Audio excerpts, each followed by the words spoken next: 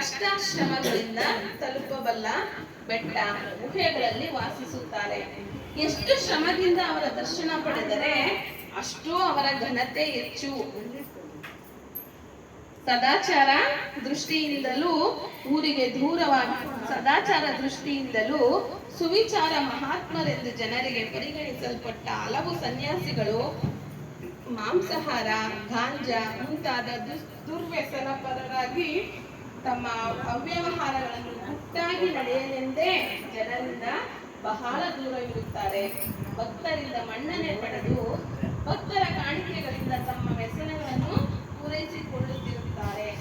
ಕುರಿಗಳಿದ್ದಷ್ಟು ಕಾಲ ಕುರುಬನಿಗೆ ಬರವಿಲ್ಲ, ಮೂರ್ಖರಿರುವಷ್ಟು ಕಾಲ ವಂಚಕರಿಗೆ ಬರವಿಲ್ಲ ಅಂತ ತಿಳಿಸ್ತಾ ಇದ್ದಾರೆ. ಈ ಚಿಂತನೆಯನ್ನು ಇಲ್ಲಿಗೆ ಮುಗಿಸ್ತಾ ಇದ್ದೀನಿ.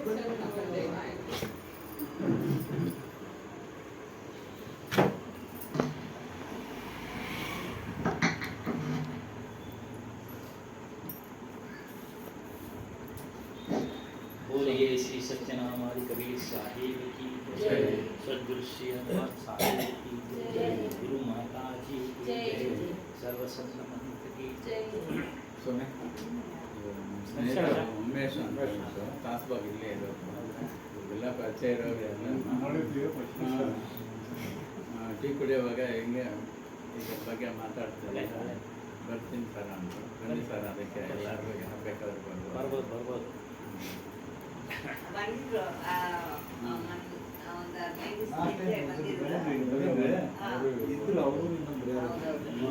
ಇದೆ ನಾಗರಾಜ ಮೂಲ ಬೀಜ.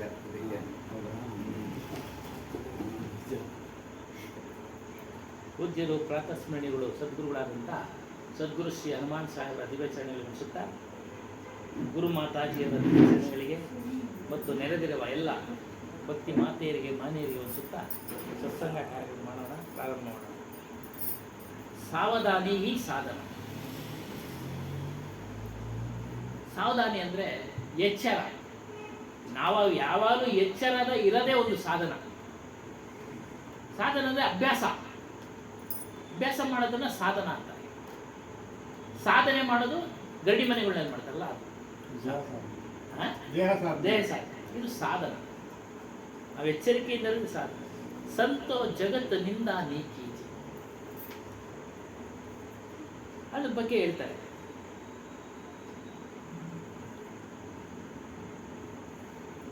ಸದ್ಗುರು ಕಬೀರ್ ಸಾಹೇಬ್ ಹೇಳ್ತಾರೆ, ನಿದ್ದೆ ಮಾಡಬೇಡ, ಎಚ್ಚರವಾಗಿರು.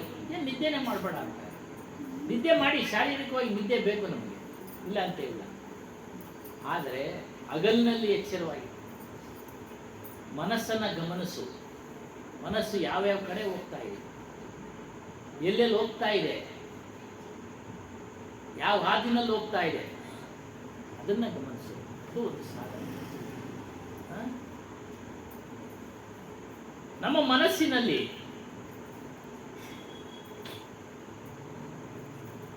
ಕಾಮವಾಸನ ಅಂದರೆ ಬಯಕೆಗಳ ವಾಸನೆ, ಅದು ಬೇಕು ಇದು ಬೇಕು. ಆಸಕ್ತಿ, ವಾಸನೆ ಅಂದರೆ ಆಸಕ್ತಿ.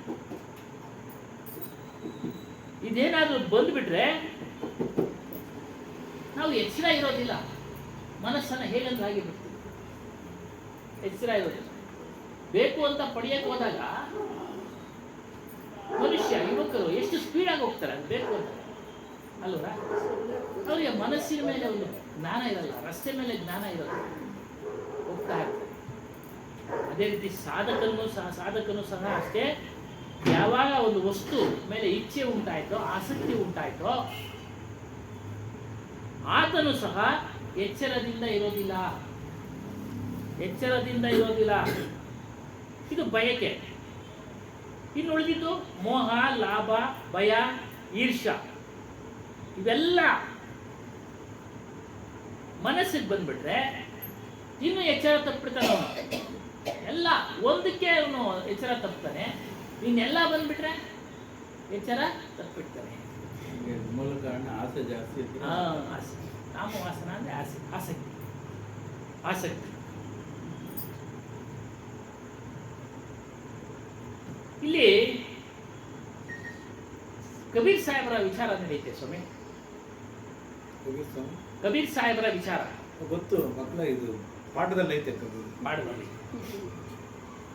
ಏನಂತ ಇದೆ ಪಾಠದಲ್ಲಿ? ಅಲ್ಲ ಅದು ಒಂದು ನಾವು ಹುಡುಗರಲ್ಲಿ ಕನ್ನಡ ಮೀಡಿಯಮ್ ಹ್ಮ್ ಕಬೀರ್ ಒಂದು ಚಾಪ್ಟರ್ ಇತ್ತು ಅವಾಗ. ಕಬೀರು ವಾರಣಾಸಿ ಕಬೀರು, ವಾರಣಾಸಿನಲ್ಲಿ ಅವರು ಪ್ರಕಟ ಆದರು. ಹಾಂ ಅವರ ಒಂದು ಹುಟ್ಟಿನ ಬಗ್ಗೆ ಹಲವಾರು ವದಂತಿಗಳು ಬೇರೆ ಬೇರೆ ಅವ್ರಿಗೆ ಅಭಿಪ್ರಾಯ ತಕ್ಕಂಗೆ ಬರೆದಿದ್ದಾರೆ, ಅವ್ರ ಮನಸ್ಸಿಗೆ ಬಂದಂಗೆ. ಮನೆ ಆನೇಕಲ್ನಲ್ಲೂ ಸಹ ಅಷ್ಟೇ ಕಬೀರ್ ವಿಚಾರ ತಿಳಿಸ್ಬೇಕಾದ್ರೆ ಅವರು ಒಬ್ಬ ವಿಧವೆಯಲ್ಲಿ ಜನ್ಮ ತಾಳಿದ್ರು ಅಂತ, ವಿಧವೆಯಲ್ಲಿ ಜನ್ಮ ತಾಳಿದ್ರು ಅಂತ. ಹೇಗೆ ಅದು? ಆದರೆ ಅವರು ಪ್ರಕಟ ಆದರು ಅಂತ ಕೆಲವರು, ಒಟ್ಟಾರೆ ಜಗತ್ತಿನಲ್ಲಿ ಹುಟ್ಟಿದ್ರು ಮಹಾತ್ಮರು.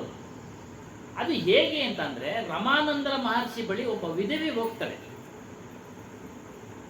ವಿಧವೆ ಹೋದಾಗ ಅವ್ರು ಏನ್ ಮಾಡ್ತಾರೆ, ಪುತ್ರವತಿ ಭವ ಅಂತ ಆಶೀರ್ವಾದ ಮಾಡ್ತಾರೆ. ಇದು ಅಸಲಿ ಕಥೆ ಅಲ್ಲ, ಹಲವಾರು ಬರ್ದಿರೋದು. ಅದ್ರಲ್ಲಿ ಇದು ಒಂದು. ಕಬೀರ್ ಅಸಲಿ ಕಥೆ ಯಾರಿಗೂ ಗೊತ್ತಿಲ್ಲ.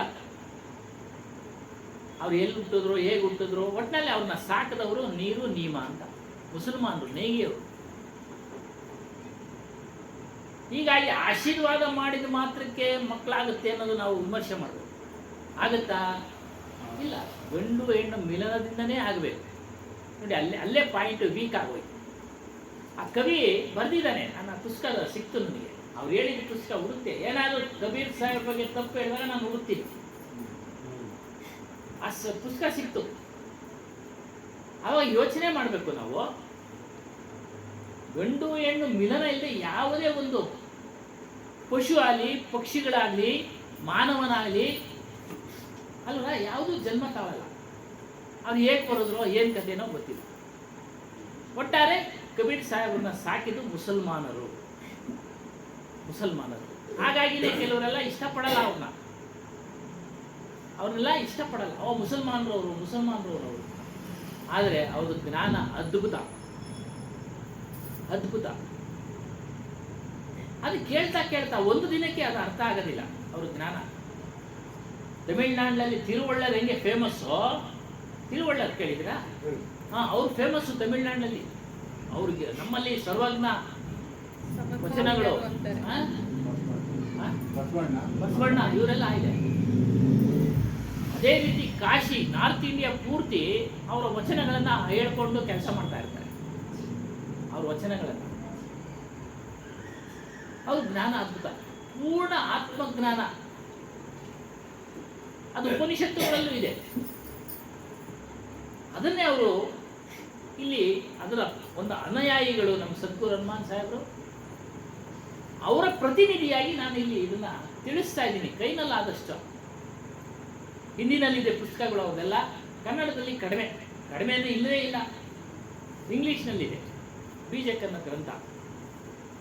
ಅಲ್ಲಿಗೆ ಸ್ವಾಮಿ ಅವರು ವಿಧವೆಗಾದ್ರೆ ಇರಲಿ, ಏನಾದ್ರಾಗಲಿ, ಯಾರ್ಯಾರ ಸಾಕಿರಲಿ, ಯಾವುದೇ ಆಗಲಿ, ಅವ್ರು ಮಾಡಿ ಅವರ ಸಾಧನೆ ಮತ್ತು ಅವರ ಜ್ಞಾನವನ್ನ ನಾವು ಬಯಸ್ತಾ ಇದ್ದೀವಿ. ತಗೊಂಬೇಕು, ನಾವೇ ಧನ್ಯವಂತರು. ಹೌದು, ಖಂಡಿತ. ಏನಾದ್ರು ಸತ್ಯ ಆಗಿರೋದ್ರಿಂದ ಒಪ್ಪಂತ ಇದ್ದೀವಿ. ಸತ್ಯ ಇದ್ದು ನಾವು ಒಪ್ಪಂತ ಇಲ್ಲ. ವಿಮರ್ಶೆ ಮಾಡೋದು ಗುರುಗಳೇ ಹೇಳ್ತಾರಲ್ಲ, ನಾವು ಹೇಳಿದ್ದು ನೀವು ವಿಮರ್ಶೆ ಮಾಡಿ ಸರಿಯಾದ ತಪ್ಪು ಇದ್ದರೆ ಸರಿ ಇದೆ ತಗೊಂಡ್ರೆ, ಸರಿ ಇಲ್ಲ ಅನ್ನೋ ಬಿಡ್ರಿ ಅಂತಾನೆ ಹೇಳೋದು. ಬಲವಂತವಾಗಿ ಯಾರು ಹೇಳೋದು ಮಾಡೋದು ಮಾಡ್ತಾ ಇದ್ದಾರೆ. ಇನ್ನೊಂದು ಉದಾಹರಣೆ ಕೊಡ್ತೀನಿ. ಗೋರಖನಾಥನ ಚರಿತ್ರೆ ಗೊತ್ತಾ? ಅವನು ನಾರ್ತ್ ಇಂಡಿಯಾನೆ. ಅವನು ಕಾಯಕಲ್ಪ ಎಲ್ಲ ಮಾಡಿ ಪ್ರಸಿದ್ಧಿ ಹೊಂದೋದು. ಗೋರಖನಾಥ್ ಅಂತ ಒಂದು ದೇವಸ್ಥಾನ ಗೋರಖ್ಪುರದಲ್ಲಿ ಮಹೇಂದ್ರನಾಥ್, ಮಾಯಾಮಚಂದ್ರ ಅಂತ ಚಂದ್ರನಾಥ್ ಅವ್ರ ಗುರುಗಳು. ಇವರು ಮತ್ಸ್ಯೇಂದ್ರನಾಥ್ ಒಬ್ಬ ಹೆಣ್ಣು ಮಗಳಿಗೆ ಮಕ್ಕಳು ಇರೋದಿಲ್ಲ, ಭಿಕ್ಷೆಗೆ ಬರ್ತಾರೆ. ಅವಳ ಪರಿಸ್ಥಿತಿಯನ್ನು ನೋಡಿ ಅವರಿಗೆ ಒಂದು ವಸ್ತು ಕೊಡ್ತಾರೆ, ಇದನ್ನ ಸೇವನೆ ಮಾಡು, ವಿಭೂತಿನೋ ಹಣ್ಣು ಯಾವುದೋ. ಅವಳು ಸೇವನೆ ಮಾಡಬೇಕಾದ್ರೆ ಅಕ್ಕಪಕ್ಕದವ್ರು ಬಿಡೋದಿಲ್ಲ. ಅವನು ಯಾವ ಸನ್ಯಾಸಿನೋ ಏನೋ, ಏನಾಗ್ಬಿಡ್ತೀಯೋ ನೀನು ಅಂತೇಳಿ ಭಯ ಹುಟ್ಟಿಸ್ಬಿಡ್ತಾರೆ. ಅವಳು ಏನು ಮಾಡ್ತಾಳೆ, ಹೋಗಿ ತಿಪ್ಪೆಗೆ ಎಸ್ಬಿಡ್ತಾಳೆ ಗೊಬ್ಬರ. ಅವ್ನು ಬರ್ತೀನಿ ಅಂತ ಹೇಳಿದ್ದಾನೆ ಮತ್ಸ್ಯೇಂದ್ರನಾಥ್, ನಾನು ಇಂಥ ಸಮಯಕ್ಕೆ ಬರ್ತೀನಿ ಕೆಲವು ದಿನಗಳು ಬಿಟ್ಟು, ಆ ಮಗನ ನೀನು ನನಗೆ ಕೊಡಬೇಕು ಅಂತ ಕಂಡೀಷನ್ ಮೇಲೆ ಅದನ್ನೆಲ್ಲ ಕೊಟ್ಟಿರ್ತಾರೆ. ಆ ಸಮಯ ಬಂತು, ಒಂದು 8 ವರ್ಷನೋ 12 ವರ್ಷನೋ ಬಂದ ಅದೇ ಮನೆ ಹತ್ರ. ಅದೇ ತಾಯಿ ಬಂದು ಬಂದು ಇವ್ನು ನೋಡಿ ದಿಗಿಲು ಬೀಳ್ತಾಳೆ. ಅವನು ಕೇಳ್ತಾನೆ, ಎಲ್ಲಮ್ಮ ಮಗ ಎಲ್ಲಿ ನಿನ್ನ ಮಗ? ಅವಳು ಗಡಗಡ ನಡುತ್ತಾ, ನೋಡಿ ಈ ರೀತಿ ನೀವು ಕೊಟ್ಟಿದ್ದ ವಸ್ತುನ ನಾನು ಬಿಸಾಕ್ಬಿಟ್ಟೆ, ತಿಪ್ಪೆಗುಂಡಿಗೆ ಬಿಸಾಕ್ಬಿಟ್ಟೆ. ಎಲ್ಲಿ ಬಿಸಾಕ್ತೆ ತೋರಿಸ್ ನಡಿ.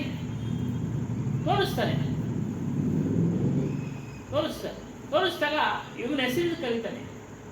ಗೊಬ್ಬರದಲ್ಲಿ ಇದೆಯಲ್ಲ, ಗೊಬ್ಬರ ಇರೋದನ್ನ ಗೋರಕ್ ಬಾ ಹೊರಗಡೆ ಬಾ ಗೋರಖ್ನಾಥ್ ಅಂತ ಹೊರಗಡೆ ಬರ್ತಾರೆ. ನಾವು ವಿಮರ್ಶೆ ಮಾಡ್ಬೇಕಾಗಿರೋದು ಇಲ್ಲಿ. ಸಾಧ್ಯನಾ ಅದು? ಕಥೆಗಳು ನೋಡಿ, ಸಾಧ್ಯನಾ? ಹಿಂಗೆ ಅಂದ್ರೆ ಅವರು ಅಷ್ಟಮ ಸಿದ್ಧಿಗಳು ಮಾಡಿಕೊಂಡು ಅದು ಇದು ಗರಿಮಾ ಇಲ್ಲೇ ಇದೆ ಸ್ವಾಮಿ, ಅದು ಅವ್ರು ಖಂಡಿತ ಇಲ್ಲೇ ಇದೆ. ಅದು ಅಣಿಮ ಗರಿಮ ಎಲ್ಲ ಅದು ಅವ್ರು ಮಾಡ್ಕೊಂಡವ್ರು. ಮಾಡ್ಕೊಂಡಿದ್ರು. ಅಲ್ಲ ಅವ್ರು ಮಾಡ್ಕೊಂಡ್ಮೇಲೆ ಆಮೇಲೆ ಹುಟ್ಟಿದ ಮೇಲೆ ಏನೋ ಪ್ರಸಿದ್ಧಿ ಆಯ್ತು. ಹುಟ್ಟದ ಕತೆ ಹೇಳಿದ್ರೆ ಇದು ನಂಬಕ ಬಿಡ್ಬೇಕು ಅನ್ನೋದು ವಿಮರ್ಶೆ. ಇದೆ, ನೀವು ಹೇಳಿದ ಕಾನ್ಸೆಪ್ಟ್ ಇದೆ. ನೀವು ಹೇಳಿದಂಗೆ ಹೆಣ್ಣು ಗಂಟು ವಿಲನೇ ಆಗ್ಬೇಕು ಅಂತ ಏನಿಲ್ಲ. ಮಹಾಬ್ರಹ್ಮಾಸ್ಮೊಳಗೆ ಶಂಕರಾಚಾರ್ಯಗಳು ಹೋದ್ರೆ ಪಾಂಡವರನ್ನ ಹೆಂಗ್ ಹುಟ್ಟಿದ್ರು? ಪಾಂಡವರು ಆಗ್ಬೇಕಲ್ಲ. ಕೇಳಿ, ಇಲ್ಲಿ ಪಾಂಡವರು ಹುಟ್ಟಿದ ಬಗ್ಗೆ ಇಲ್ಲಿಗೆ 50 ವರ್ಷಕ್ಕೆ ಮೊದಲೇ ಸುಧಾನಲ್ಲಿ ಡಿಸ್ಕಷನ್ ಬಂದ್ಬಿಡ್ತು. ಅರ್ಥ ಆಯ್ತಾ? ಯಾವುದೂ ಸಾಧ್ಯ ಇಲ್ಲ, ಮಂತ್ರದಿಂದ ಯಾವುದೇ ಮಕ್ಕಳು ಮರಿ ಉಂಟಾಗೋದಿಲ್ಲ. ಅವ್ರ ಆಶೀರ್ವಾದ ಇದೆ, ಆದ್ರೆ ಗಂಡು ಹೆಣ್ಣು ಮಿಲದಿಂದನೇ ಮಾತ್ರ ಸಾಧ್ಯ. ಆಗಿದ್ರೆ ಈಗಲೂ ಆಗ್ಬೇಕಾಗಿತ್ತು. ಅರ್ಥ ಆಯ್ತಾ? ಈಗೇನು ಆಗ್ತಾ ಇಲ್ಲ. ಗುರುಗಳು ಆಶೀರ್ವಾದ ಇರುತ್ತೆ, ಗುರುಗಳು ಆಶೀರ್ವಾದ ಮಾಡ್ತಾರೆ. ಏನೋ ಒಂದು ವೀಕ್ನೆಸ್ ಇರುತ್ತೆ, ಆ ವೀಕ್ನೆಸ್ನ ಅವರು ಪ್ರಿಪೇರ್ ಮಾಡ್ತಾರೆ ಒಳಗಡೆ. ಹೆಣ್ಣಿನಲ್ಲಿ ವೀಕ್ನೆಸ್ ಇರುತ್ತೋ, ಗಂಡಿನಲ್ಲಿ ವೀಕ್ನೆಸ್ ಇರುತ್ತೋ, ಅದನ್ನ ಶುದ್ಧ ಆಗೋಗಿ ಮಾಡ್ತಾರೆ. ಅಷ್ಟೇ ಆಶೀರ್ವಾದ. ಅವರಿಂದಲೇ ಮಕ್ಕಳಾಗೋದಕ್ಕೆ ಸಾಧ್ಯ ಇಲ್ಲ. ಇದಿಲ್ಲ 50 ವರ್ಷಕ್ಕೆ ಮೊದಲೇ ಸುಧಾನಲ್ಲಿ ಡಿಸ್ಕಷನ್ ಆಗೋಯ್ತು. ಹಾಗಾಗಿ ಅದನ್ನ ಚೆನ್ನಾಗಿ ನೀವು ನಂಬಬೇಕಾದ್ರೆ ಯೋಚನೆ ಮಾಡಿ, ವಿಮರ್ಶೆ ಮಾಡಿ ನಂಬಿ. ಎಲ್ಲರ ವಿಚಾರಗಳನ್ನ ಅಷ್ಟೇ, ಎಲ್ಲರ ವಿಚಾರಗಳನ್ನ. ಒಬ್ಬ ರಾಜನಿಗೆ ಸಗರ್ ಮಹಾರಾಜ, ಅವನಿಗೆ 60,000 ಮಕ್ಕಳು ಅಂತ ಪುರಾಣದಲ್ಲಿದೆ. ನಂಬ್ತೀರಾ ನೀವು? ನಂಬಕ್ ಸಾಧ್ಯನಾ? ಎಲ್ಲ ವಿಚಾರ ಮಾಡಬೇಕು. ಅರ್ಥ ಆಯ್ತಾ?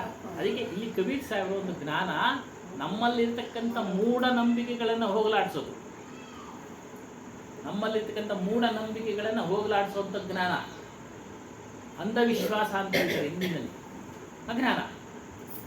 ಶಂಕರಾಚಾರ್ಯ ಜ್ಞಾನವನ್ನೇ ತೆಗೆದುಕೊಂಡು ಹೇಳ್ತಾರೆ. ಏನು? ಕೋಟ್ಯಾನು ಕೋಟಿಗಳ ಗ್ರಂಥಗಳ ಸಾರವನ್ನ ಕೇವಲ ಅರ್ಧ ಶ್ಲೋಕದಲ್ಲಿ ಹೇಳ್ಬಿಡ್ತೀನಿ ಅಂತೇಳಿ ಅವ್ರು ಹೇಳ್ಬಿಟ್ರು. ಶ್ಲೋಕಾರ್ಧೇನ ಪ್ರವಕ್ಷ್ಯಾಮಿ ಯದುಕ್ತಂ ಗ್ರಂಥಕೋಟಿವ ಅಂತೇಳಿ. ಏನು? ಕೋಟ್ಯಾನು ಕೋಟಿಗಳ ಗ್ರಂಥಗಳ ಸಾರ. ಬ್ರಹ್ಮ ಸತ್ಯಂ ಜಗನ್ಮಿಥ್ಯ ಹೇಳಿದಾರ? ಆ ಬ್ರಹ್ಮ ಯಾವುದು ಅಂತ ಹೇಳಿದ್ರು? ನಮ್ಮೆಲ್ಲರ ಆತ್ಮ, ನಿಮ್ಮೆಲ್ಲರ ಆತ್ಮ ಬ್ರಹ್ಮ ಸತ್ಯ. ಹೌದು, 3 ಕಾಲಗಳಲ್ಲಿದೆ. ಕುಬೇರ್ ಸಾಹೇಬ್ರು ಹೇಳ್ತಾರೆ 3 ಕಾಲಗಳಲ್ಲಿ 3 ಅವಸ್ಥೆಗಳಲ್ಲಿದೆ. 3 ಕಾಲ ಅಂದ್ರೆ ಯಾವ್ಯಾವುದು? ಭವಿಷ್ಯತ್ ಕಾಲ, ವರ್ತಮಾನ ಕಾಲ, ಭೂತಕಾಲ. ಹೇಗೆ ನೀವು ಅದನ್ನ ದೃಢಪಡಿಸಿಕೊಳ್ತೀರ? ಭೂತಕಾಲದಲ್ಲಿ ಅದೇ ಶಾಸ್ತ್ರಗಳು ಹೇಳ್ತಾ ಇದ್ದಾವೆ, ಮನುಷ್ಯನು ಹಿಂದೆ ಮಾಡಿದಂತ ಕರ್ಮದ ಫಲವನ್ನ ಈಗ ಅನುಭವಿಸ್ತಾ ಇದ್ದಾನೆ ಅಂತ. ಅಲ್ವರ? ಆಗ ಹಿಂದೆ ಇದ್ದಂಗೆ ಆಯ್ತು ಅವನು. ಯಾರೋ ಆತ್ಮನ ಇದ್ದಂಗೆ ಆಯ್ತು, ಬ್ರಹ್ಮಸ್ವರೂಪ. ಅಲ್ವರ? ವರ್ತಮಾನದಲ್ಲಿ ಇರೋದಕ್ಕೆ ಏನು ಬೇಕಾಗಿಲ್ಲ, ನಾವೇ ಹೇಳ್ತೀವಿ, ಎಲ್ಲರೂ ಹೇಳ್ತಾರೆ ಅವ್ರು ಇದ್ದಾರೆ, ನಾವಿದ್ದೀವಿ, ನಾನಿದ್ದೀನಿ. ಭವಿಷ್ಯತ್ ಕಾಲದಲ್ಲಿ ಅದಕ್ಕೆ ಹೇಳ್ತಾರೆ, ನಾವು ಈ ಜನ್ಮದಲ್ಲಿ ಏನೋ ಪಾಪ ಮಾಡಿ ಈ ಜನ್ಮದಲ್ಲಿ ಕಷ್ಟ ಅನುಭವಿಸ್ತಾ ಇದ್ದೀವಿ, ಮುಂದಿನ ಜನ್ಮದಲ್ಲಾದರೂ ನಾವು ಚೆನ್ನಾಗಿ ಇರೋಣ ಅಂತೇಳಿ ಏನ್ ಮಾಡ್ತಾರೆ? ಪೂಜೆ, ಪುನಸ್ಕಾರ, ಹೋಮ, ಏನೇನು ತಿಳಿಸಿದೋ ಶಾಸ್ತ್ರಗಳಲ್ಲಿ ಎಲ್ಲ ಮಾಡ್ತಾರಲ್ವ? ಸೇವೆ ಮಾಡೋದು, ದಾನ ಮಾಡೋದು, ಮತ್ತೊಂದು. ಅಲ್ಲಿ ಮುಂದಿನ ಜನ್ಮದಲ್ಲೂ ಸಿದ್ಧವಾಯ್ತು. ಫಿಕ್ಸ್ ಆಯ್ತಲ್ಲ, ಅಡ್ವಾನ್ಸ್ ಬುಕ್ ಮಾಡೋದು, ನಾನು ಚೆನ್ನಾಗಿರ್ಬೇಕು ಅಂತ. ಈಗ ದೇಹ ಅದು ಅನುಭವಿಸ್ಕೆ ದೇಹ ಬೇಕೋ ದೇಹ ಬೇಡೋ? ದೇಹ ಬಂದ ಮೇಲೆ ದೇಹದ ಜೊತೆ ಅನೇಕ ಕಾಯಿಲೆಗಳು ಸಹ ಇರ್ತಾವೆ ತಾನೆ.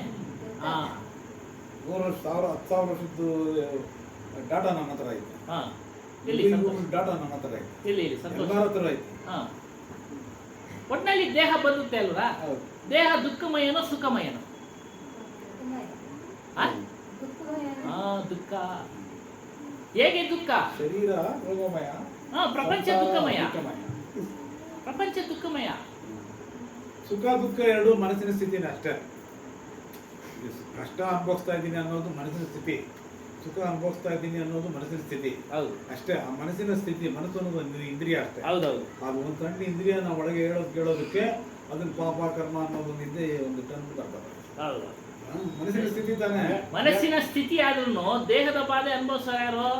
ಮನಸ್ಸೋ ಬೇರೆನೋ? ದೇಹದ ಬಾಧೆನ ನೀನು ಅರಿತಾ ಇರೋದು, ಬಾಧೆನ ಅರಿತಾ ಇರೋದು ಯಾರು? ಮನಸ್ಸು. ಮನಸ್ಸೇ ಅರಿತಾ ಇರೋದು. ಮನಸ್ಸೇ. ಹಾ ಮನಸ್ಸು ಬೇರೆ ಇದೆ, ದೇಹ ಬೇರೆ ಇದೆ, ಆತ್ಮನು ಬೇರೆ ಇದೆ. ಅಲ್ಲಿಗೆ ಇಲ್ಲಿ ನೋವಾಗಿದ್ರೆ, ಹಾ. ಇಲ್ಲಿ ಗಾಯ ಆಗಿದ್ರೆ ಇಲ್ಲೇ ಹಾ ಸ್ವಲ್ಪ ಮೈಂಡ್ ಅದು ನೋವಾಗಿ- ಇಲ್ಲಿ ಇಲ್ಲ. ಇಲ್ಲಿ ಅಲ್ಲ, ಇಲ್ಲಿ ನೋವು ಆಗ್ತಾ ಇದೆ, ಹುಚ್ಚು. ಇಲ್ಲಿ ಗೊತ್ತಾಗ್ತಾ ಇದೆ ನಿಮ್ಗೆ ಮೈಂಡ್ ನಲ್ಲಿ. ಹಾಗಾಗಿ 3 ಕಾಲಗಳಲ್ಲಿ ಇದ್ದಾನೆ, 3 ಅವಸ್ಥೆಗಳಲ್ಲಿ ಇದ್ದಾನೆ. ಜಾಗೃತಾವಸ್ಥೆ, ಸ್ವಪ್ನಾವಸ್ಥೆ, ಸುಷುಪ್ತಾವಸ್ಥೆ.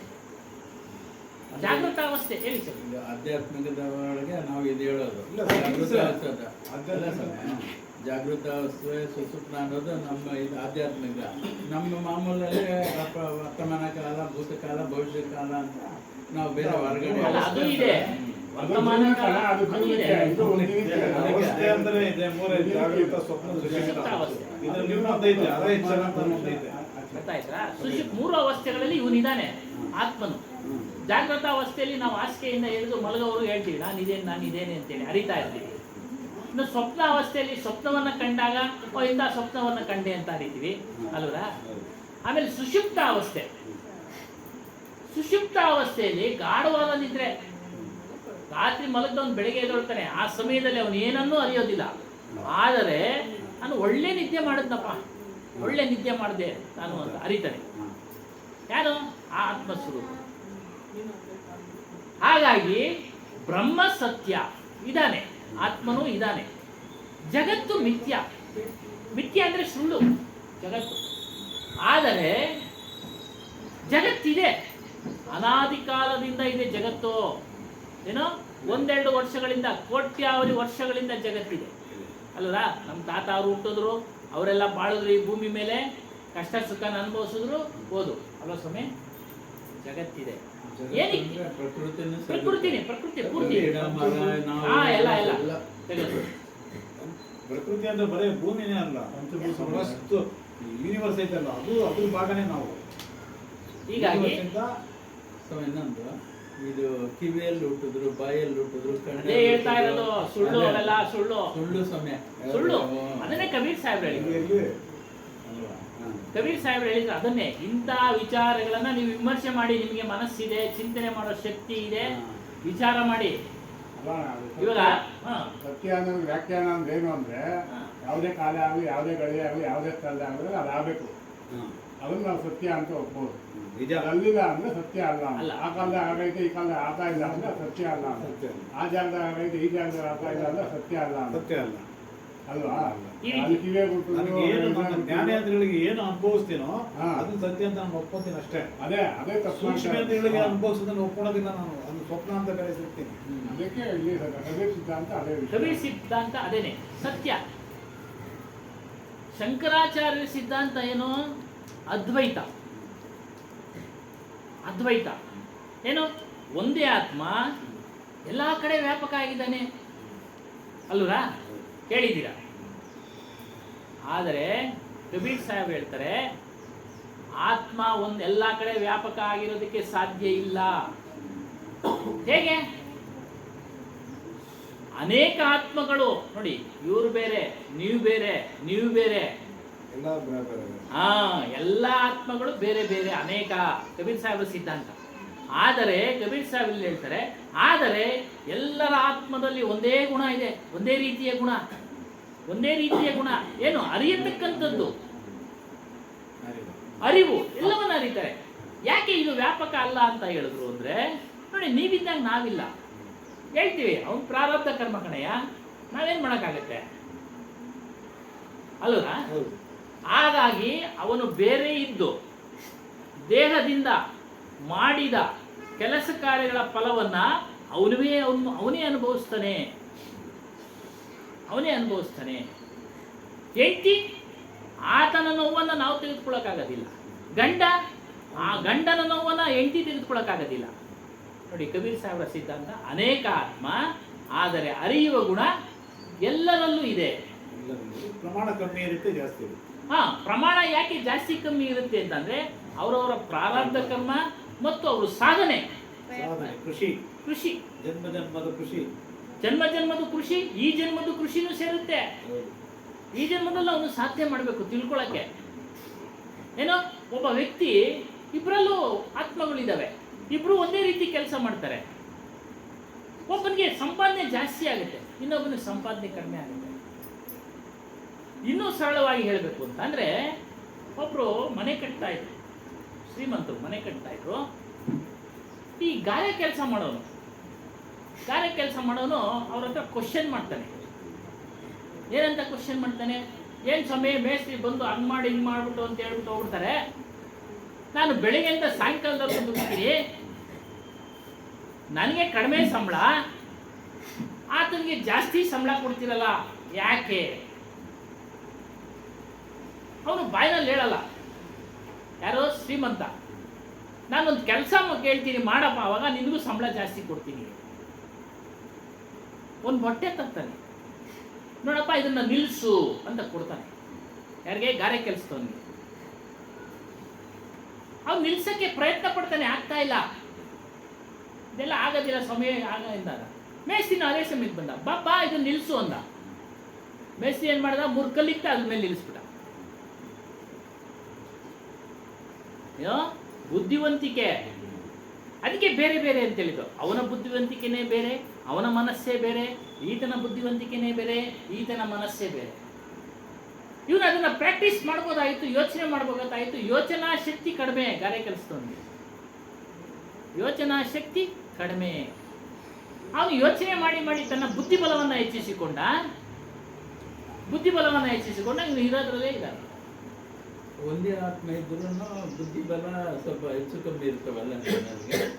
ಆತ್ಮ ಒಂದೇ. ಇಲ್ಲ, ಆತ್ಮ ಒಂದೇ ಅಲ್ಲ ಸ್ವಾಮಿ. ನಿಮ್ಮ ಆತ್ಮ ನಿಮ್ಗೆ ಒಂದೇ, ನಿಮ್ಮ ಆತ್ಮ ನಿಮ್ಗೆ ಒಂದೇ. ಆದ್ರೆ ಬುದ್ಧಿ ಬಲ ಬೇರೆ ಬೇರೆ. ಅದು ನೀನು ವಾಟ್ ಅಬೌಟ್ ಯು? ನೀನು ಈಗ ಈ ಮನುಷ್ಯ ಅಂದ್ರೆ ಏನಿಲ್ಲ, ಪಂಚಭೂತಗಳ ಮೇಲೆ ಅಲ್ಪ ಮಟ್ಟಿಗೆ ನಿಯಂತ್ರಣ ಅಷ್ಟೇ. ಇದನ್ನ ನಾನು ನಿಯಂತ್ರಣ ಮಾಡ್ಕೊಂಡು 70 kg ಹಾಕೊಂಡು ಓಡಾಡ್ತಾ ಇದ್ದೀನಲ್ಲ, ನಾನು ಮೇಸ್ತ್ರಿ. ಇದಕ್ಕೆ ಈ ಮೇಸ್ತ್ರಿದೆ ಜ್ಞಾನ ಹೇಳಿದ್ದು. ಜ್ಞಾನ ಅಂದ್ರೆ ನಿಮ್ ಜ್ಞಾನ ಜಾಸ್ತಿ ಇಟ್ಕೊಂಡು ಹಾಗಾಗಿ ಅಲ್ಲಿವರೆಗೂ ನೋಡಿ ಸ್ವಾಮಿ, ಇದು ಕಬೀರ್ ಸಾಹೇಬರ ಸಿದ್ಧಾಂತ. ಅನೇಕ ಆತ್ಮ, ಆದ್ರೆ ಎಲ್ಲ ಆತ್ಮಗಳಲ್ಲೂ ಒಂದೇ ಗುಣ ಇದೆ, ಅರಿಯುವ ಗುಣ ಇದೆ. ಇದು ಕಬೀರ್ ಸಾಹೇಬರ ಸಿದ್ಧಾಂತ. ಯಾಕಂದ್ರೆ ಕಬೀರ್ ಸಾಹೇಬರ ಪರಿಚಯ ಮಾಡ್ಕೊಳ್ಬೇಕು. ನೀವು ಹೊಸದಾಗಿ ಬಂದಿದ್ರೆ ಗೊತ್ತಿದ್ಯೋ ಇಲ್ವೋ?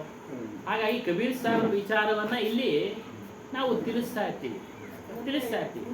ಇಷ್ಟಪಟ್ಟು ಪ್ರತಿನಿತ್ಯ ಬಂದ್ರೆ ಅರ್ಥ ಆಗ್ಬಿಡುತ್ತೆ. ಒಂದೇ ದಿನಕ್ಕೆ ಕಷ್ಟ. ಇವಾಗ ವಿದ್ಯಾರ್ಥಿ ಒಂದೇ ದಿನಕ್ಕೆ ಕರೆಯೋಕ್ಕಲ್ಲ, ಅಕ್ಷರಾಭ್ಯಾಸ ಮಾಡಿಸ್ತಾರೆ ಅವನಿಗೆ. ಆಮೇಲೆ LKG, UKG, first standard, second standard ಅಲ್ವಾ, ಹಿಂಗೆ ಓದ್ತದೆ.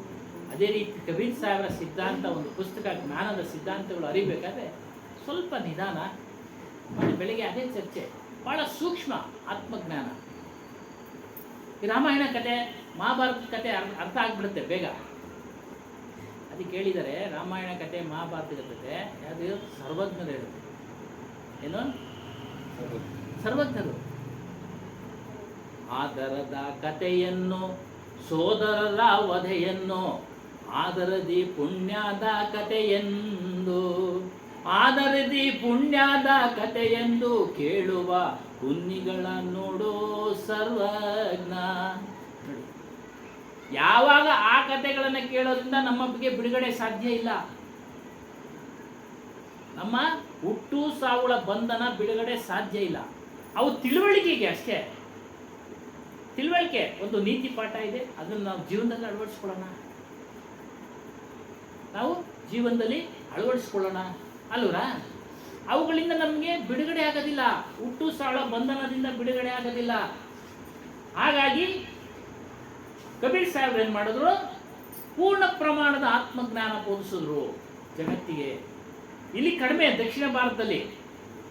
ಉತ್ತರ ಭಾರತದಲ್ಲಿ ಸಾಕಷ್ಟು ಅಭಿಮಾನಿಗಳಿದ್ದಾರೆ, ಸಾಕಷ್ಟು ಅನುಯಾಯಿಗಳಿದ್ದಾರೆ, ಸಾಕಷ್ಟು ಜನ ಇದ್ದಾರೆ. ಅವರ ಒಂದು ವಿಚಾರಧಾರೆಯನ್ನ ಪಾಲನೆ ಮಾಡ್ತಾರೆ. ನೋಡಿ, ಇನ್ನೊಂದು ಹೇಳ್ತಾರೆ ಸರ್ವಜ್ಞರು, ದೇಹ ದೇವಾಲಯವು, ಜೀವವೇ ಶಿವಲಿಂಗ. ಜೀವ ಅಂದ್ರೆ ಅದು ನಮ್ಮೆಲ್ಲರ ಆತ್ಮ, ದೇಹ ದೇವಾಲಯ, ಬಾಹ್ಯಂಗಳಳಿದು ಬಜಿಪಂಗೆ. ಹೊರಗಡೆ ವಿಚಾರಗಳನ್ನ ತೊಳೆದಾಕ್ಬೇಕು. ನಮ್ಮ ಮನಸ್ಸಿನಲ್ಲಿ ಅನೇಕ ವಿಕಾರಗಳಿದ್ದಾವೆ. ಕಾಮ, ಕ್ರೋಧ, ಲೋಭ, ಮೋಹ, ಮದ, ಮತ್ಸರ, ರಾಗ, ದ್ವೇಷ ಇವೆಲ್ಲ ಇದ್ದಾವೆ. ಇವೆಲ್ಲ ಬಾಹ್ಯದ ವಿಚಾರಗಳು. ಅದನ್ನ ತೊಳೆದಾಕು. ಬಾಹ್ಯಂಗಳಳಿದು ಬಜಿಪಂಗೆ, ಮುಕ್ತಿ ಸಂದೇಹವಿಲ್ಲೆಂದ ಸರ್ವಜ್ಞ. ನೋಡಿ, ಸರ್ವಜ್ಞನು ಎಲ್ಲಾ ವಿಚಾರಗಳಲ್ಲಿ ಹೇಳಿದ್ದಾನೆ. ಭಕ್ತಿ ವಿಚಾರಗಳಲ್ಲಿ ಹೇಳಿದ್ದಾನೆ. ಮಾಡಪ್ಪ, ಯಾರಿಗೆ ಭಕ್ತಿ? ಯಾರು ಇದನ್ನು ಅರಿಯಲು ಅಶಕ್ತರಾಗಿದ್ದಾರೋ, ಯಾರು ಆತ್ಮಜ್ಞಾನವನ್ನು ಅರಿಯಲು ಅಶಕ್ತರಾಗಿದ್ದಾರೋ ಅವರು ಭಕ್ತಿ ಮಾಡಬಹುದು. ಸರ್ವಜ್ಞ ಜ್ಞಾನ, ನಮ್ಮ ಕಬೀರ್ ಜ್ಞಾನ ಒಂದೇ ರಸ್ತೆಯಲ್ಲಿ ಒಂದೇ ಅಲ್ಲಲ್ಲಿ ವಚನಗಳು ಕರೆಕ್ಟ್ ಆಗಿದೆ ಅವ್ರು ಹೇಳೋದು. ದೇಹೋ ದೇವಾಲಯ ಪ್ರೋಕ್ತೋ ಜೀವೋ ದೇವಸನಾತನ ತಜೇತಜ್ಞಾನ ನಿರ್ಮಾಲ್ಯಂ ಸೋಹಂ ಭಾವೇನ ಪೂಜೆಯೇ. ಸಂಸ್ಕೃತ. ದೇಹವೇ ದೇವಾಲಯ, ಜೀವನೇ ದೇವನು, ಸನಾತನನು. ನಮ್ಮ ಸ್ವರೂಪ ಸನಾತನ. ನಮ್ಮ ಆತ್ಮವನ್ನ, ನಮ್ಮ ಅರಿವನ್ನ ಯಾವುದೇ ದೇವಿ ದೇವತಾದಿಗಳು ಸೃಷ್ಟಿ ಮಾಡಿಲ್ಲ. ಇದು ಕಬೀರ್ ಸಾಹೇಬರ ಸಿದ್ಧಾಂತ. ಕೃಷ್ಣನು ಹೇಳ್ತಾನೆ, ಅನಾದಿ, ಪ್ರಕೃತಿ ಅನಾದಿ, ಆತ್ಮ ಅನಾದಿ ಹೇಳ್ತಾನೆ ಅವನು ಸಹ. ಅನಾದಿ ಅಂದ್ರೆ ಯಾರು ಸೃಷ್ಟಿ ಮಾಡಿದ್ದಿಲ್ಲ, ಮೊದಲಿಂದನೂ ಇದೆ. ಪ್ರಕೃತಿ ಮೊದಲಿಂದನೂ ಇದೆ. ವಿಜ್ಞಾನಿಗಳು ಹೇಳ್ತಾರೆ ಕೋಟ್ಯಾವಧಿ ವರ್ಷಗಳಿಂದ ಇದೆ ಪ್ರಪಂಚ ಅಂತ. ಅದೇ ಬದಲಾವಣೆ ಆಗ್ತಾ ಇದೆ. ಹಾಗಾಗಿ ನೀನು ಬಾಹ್ಯಂಗಳಳಿದು ಬಜಿಪಂಗೆ ಮುಕ್ತಿ. ಮುಕ್ತಿ ಅಂದ್ರೆ ಬಿಡುಗಡೆ, ಹುಟ್ಟು ಸಾವಳ ಬಂಧನದಿಂದ ಬಿಡುಗಡೆ. ನೋಡಿ, ಇನ್ನೊಂದು ವಚನ ಹೇಳ್ತಾರೆ, ತನ್ನಲ್ಲಿ ಶಿವನಿರಲು ಮನ್ನಿಸಲರಿಯಾದ ಭಿನ್ನಣದಿ ಮಾಡಿದ ಪ್ರತಿಮೆಗೆ. ಆತ್ಮನೇ ಶಿವಸ್ವರೂಪ. ಅದನ್ನ ತಿಳಿದೆ ಭಿನ್ನಣದಿಂದ ಅಂದ್ರೆ ಸುತ್ತಿಗೆ, ಹುಳಿ ಇವುಗಳಿಂದ ಮಾಡಿದ ಪ್ರತಿಮೆಗೆ ಕೈ ಮುಗಿಯುವ ನಾಯಿಗಳ ನೋಡು ಸರ್ವಜ್ಞ.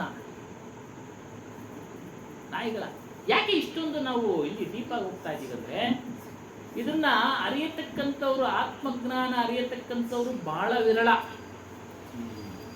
ಕಬೀರ್ ಸಾಹೇಬ್ ಹೇಳ್ತಾರೆ, ಕೋಟಿಗೊಬ್ಬನು ಅದನ್ನ ತಿಳ್ಕೊಂಡು ಅದರಲ್ಲಿ ಇದ್ದು ಮುಕ್ತನಾಗ್ತಾನಪ್ಪ. ಕೋಟಿಗೊಬ್ಬ. ದೊಡ್ಡಬಳ್ಳಾಪುರದಲ್ಲಿ ಎಷ್ಟು ಜನಸಂಖ್ಯೆ ಇದೆ? ನಾವು ಎಷ್ಟು ಜನ ಸೇರಿದ್ದೀವಿ? ಕಡಿಮೆ ಪ್ರಮಾಣ. ಅವರಿಗೆ ಆ ಒಂದು ಸಂಸ್ಕಾರ ಇಲ್ಲ. ಕಾರಣ ಏನು? ಅವರು ಅಂತ ಒಂದು ಪುಣ್ಯ ಕಾರ್ಯವನ್ನ ಮಾಡಿಲ್ಲ.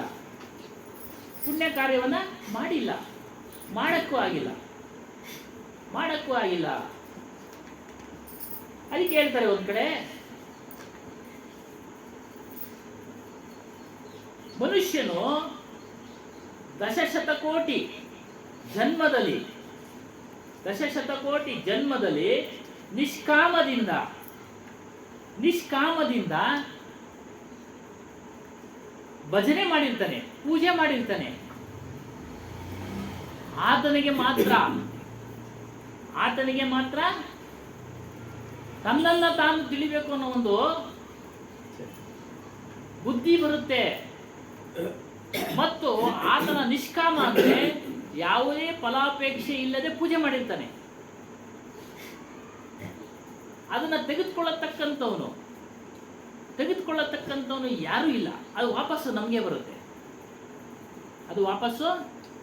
ಬರುತ್ತೆ. ಅದರ ಫಲ ಏನ್ ಮಾಡುತ್ತೆ?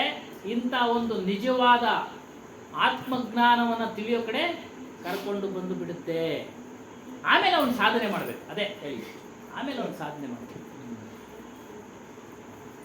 ಆಮೇಲೆ ಅವನು ಸಾಧನೆ ಮಾಡಬೇಕು, ಬರಬೇಕು, ಪ್ರತಿನಿತ್ಯ ಸತ್ಸಂಗ ಕೇಳಬೇಕು. ಆಗ ಮಾತ್ರ ಸಾಧ್ಯ, ಆಗ ಮಾತ್ರ ಸಾಧ್ಯ. ಈ ಆತ್ಮಜ್ಞಾನದ ವಿಚಾರ ಎಷ್ಟು ಪವರ್ಫುಲ್ಲು ಅಂತಂದ್ರೆ,